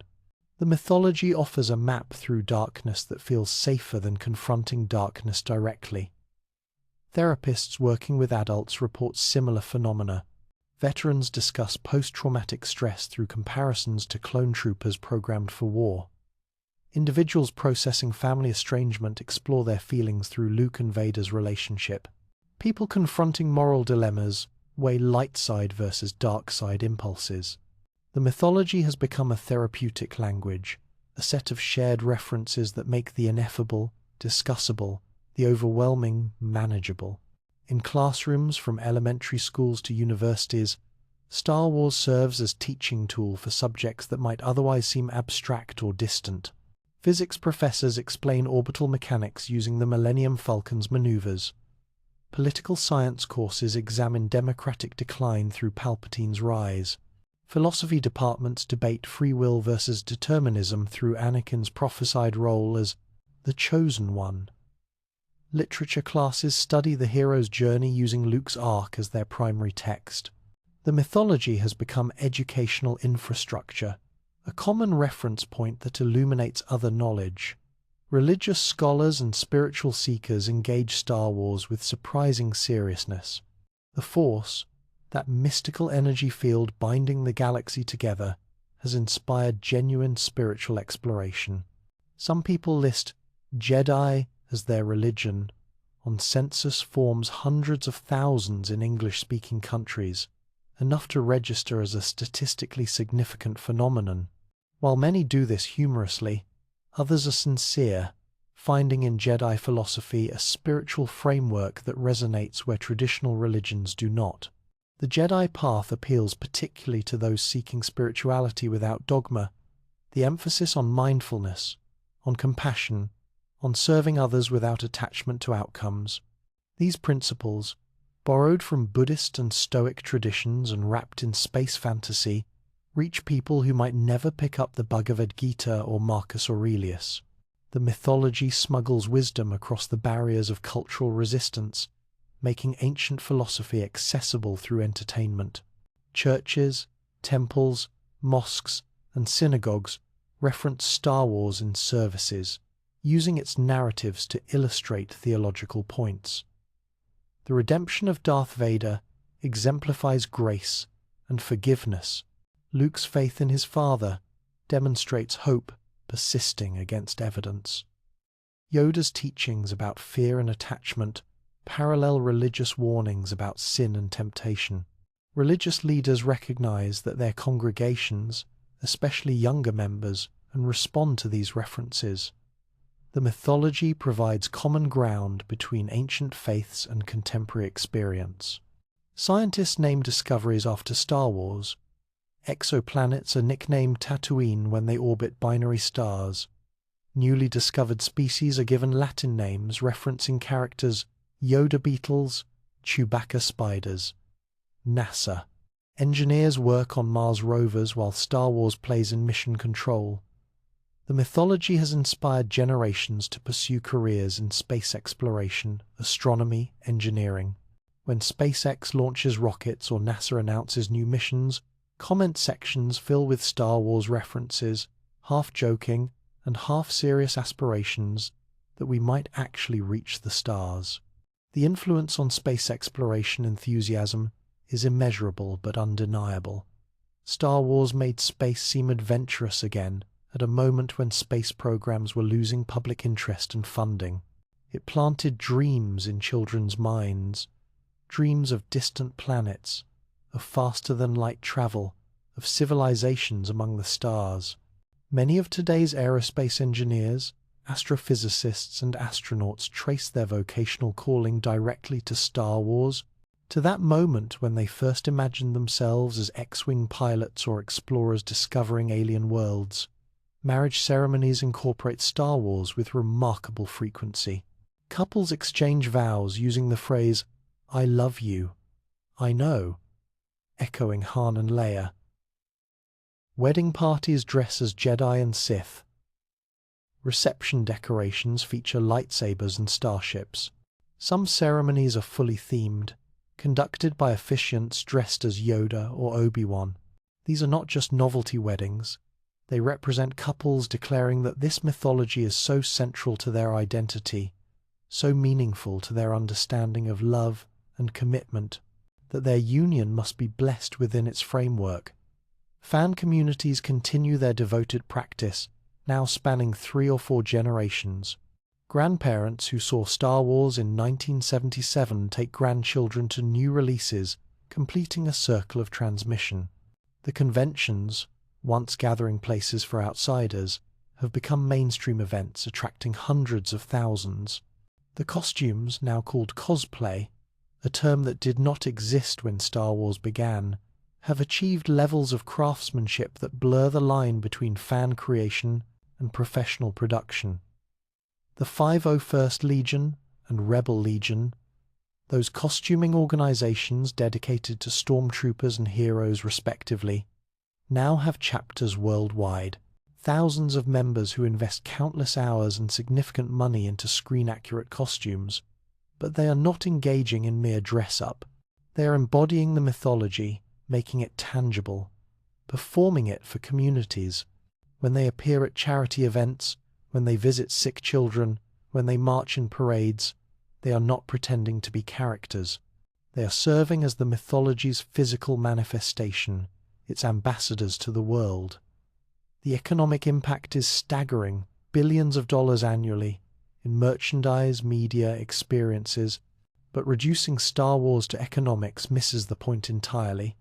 Yes, it is profitable. Yes, corporations exploit it. But the reason it remains profitable is because it serves genuine human needs for meaning, for wonder, for shared stories that connect us across our isolating differences. Consider the global nature of this phenomenon. Star Wars is not Western mythology that the rest of the world passively consumes.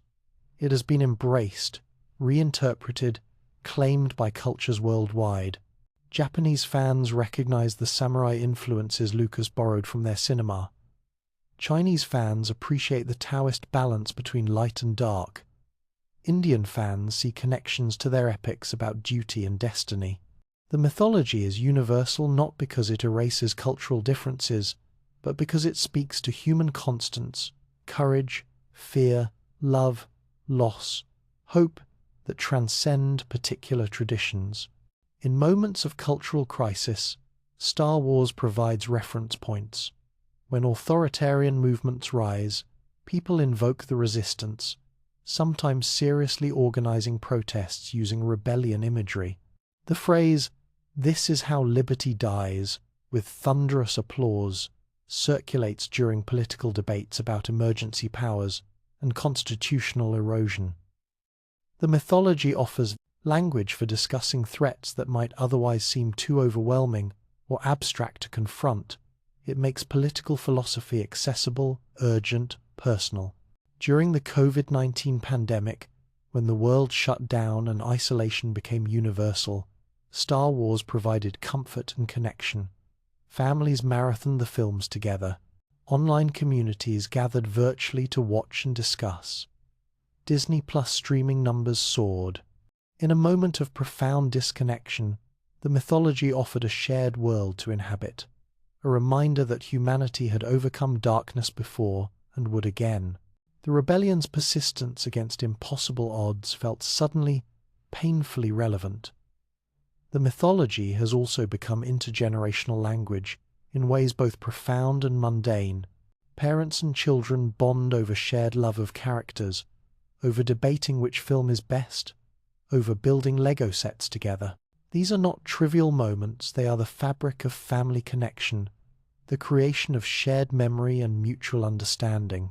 When a teenager and a grandfather can have passionate, engaged conversation about whether Rey should have taken the Skywalker name, they are not just discussing a movie. They are finding common ground across the generational divide.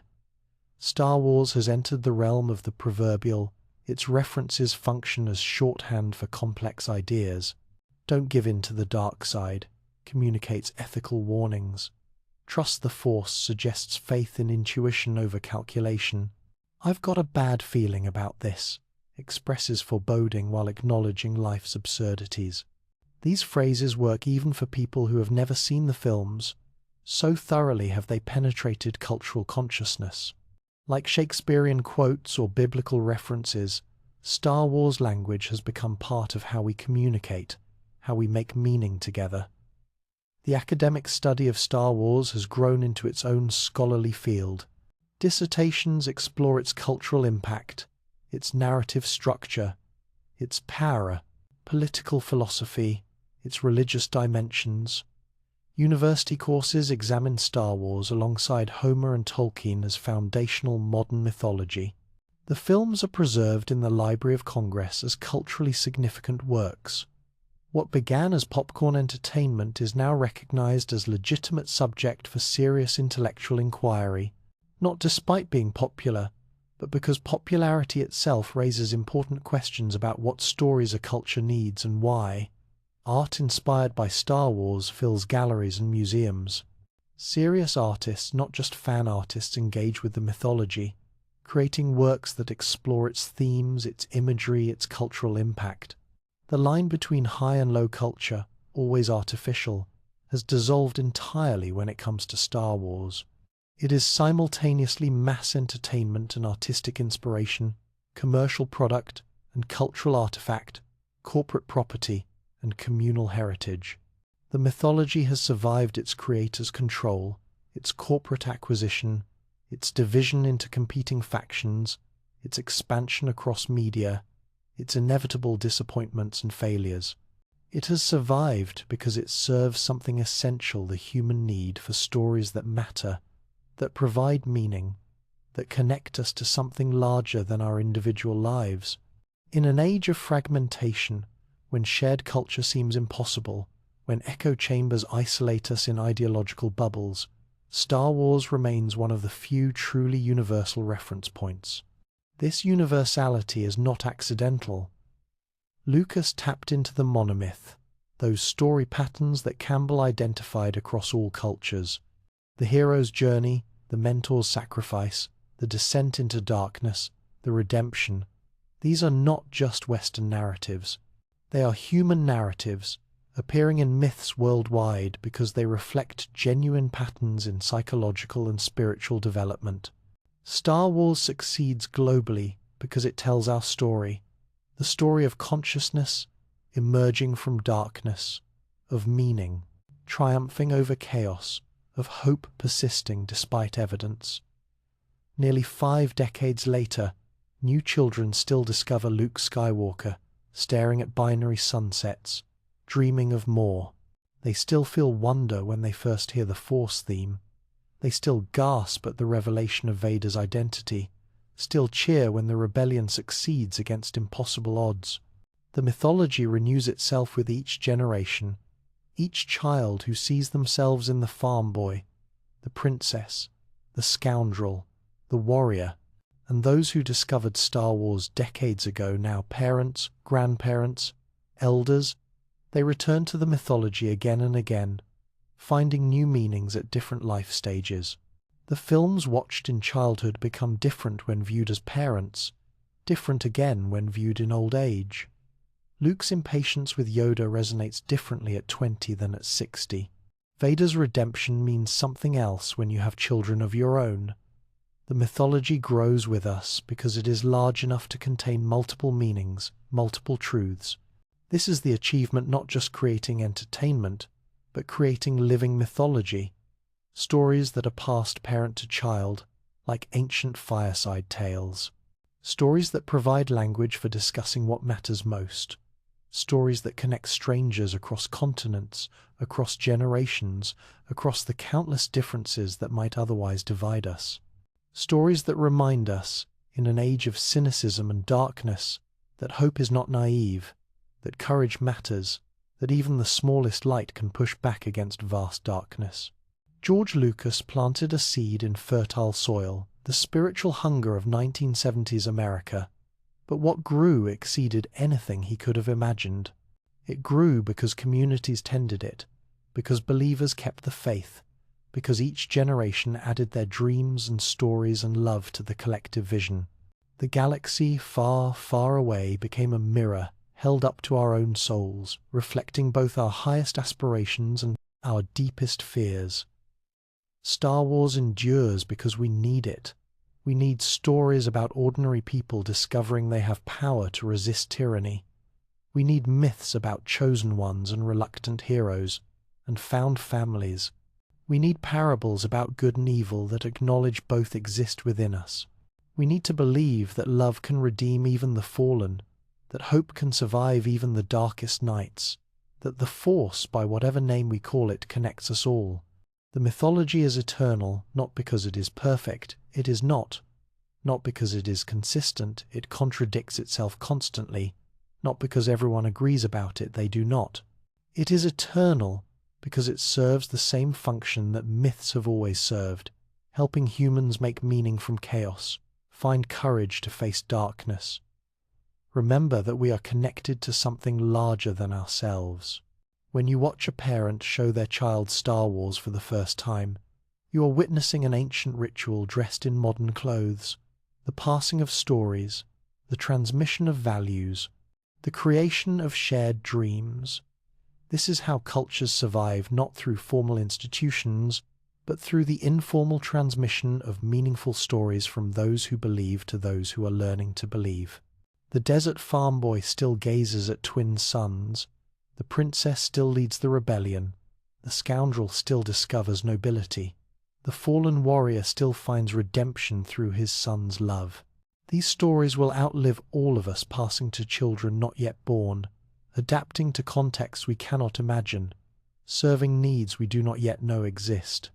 This is Star Wars' ultimate achievement, not the films themselves, extraordinary as they are, not the merchandise or the box office records or the cultural impact. The achievement is creating mythology that lives, that grows, that matters across generations, creating a shared dream that connects us, that reminds us we are not alone, that lights the darkness. The saga may end. The films may conclude. The corporations may move on. But the mythology is eternal. Because once you give humanity stories, it needs stories about hope, conquering fear, about love redeeming evil, about light persisting in darkness. Those stories become part of who we are. They cannot be taken back. They cannot be owned or controlled. They belong to everyone who has ever looked at the stars and dared to dream.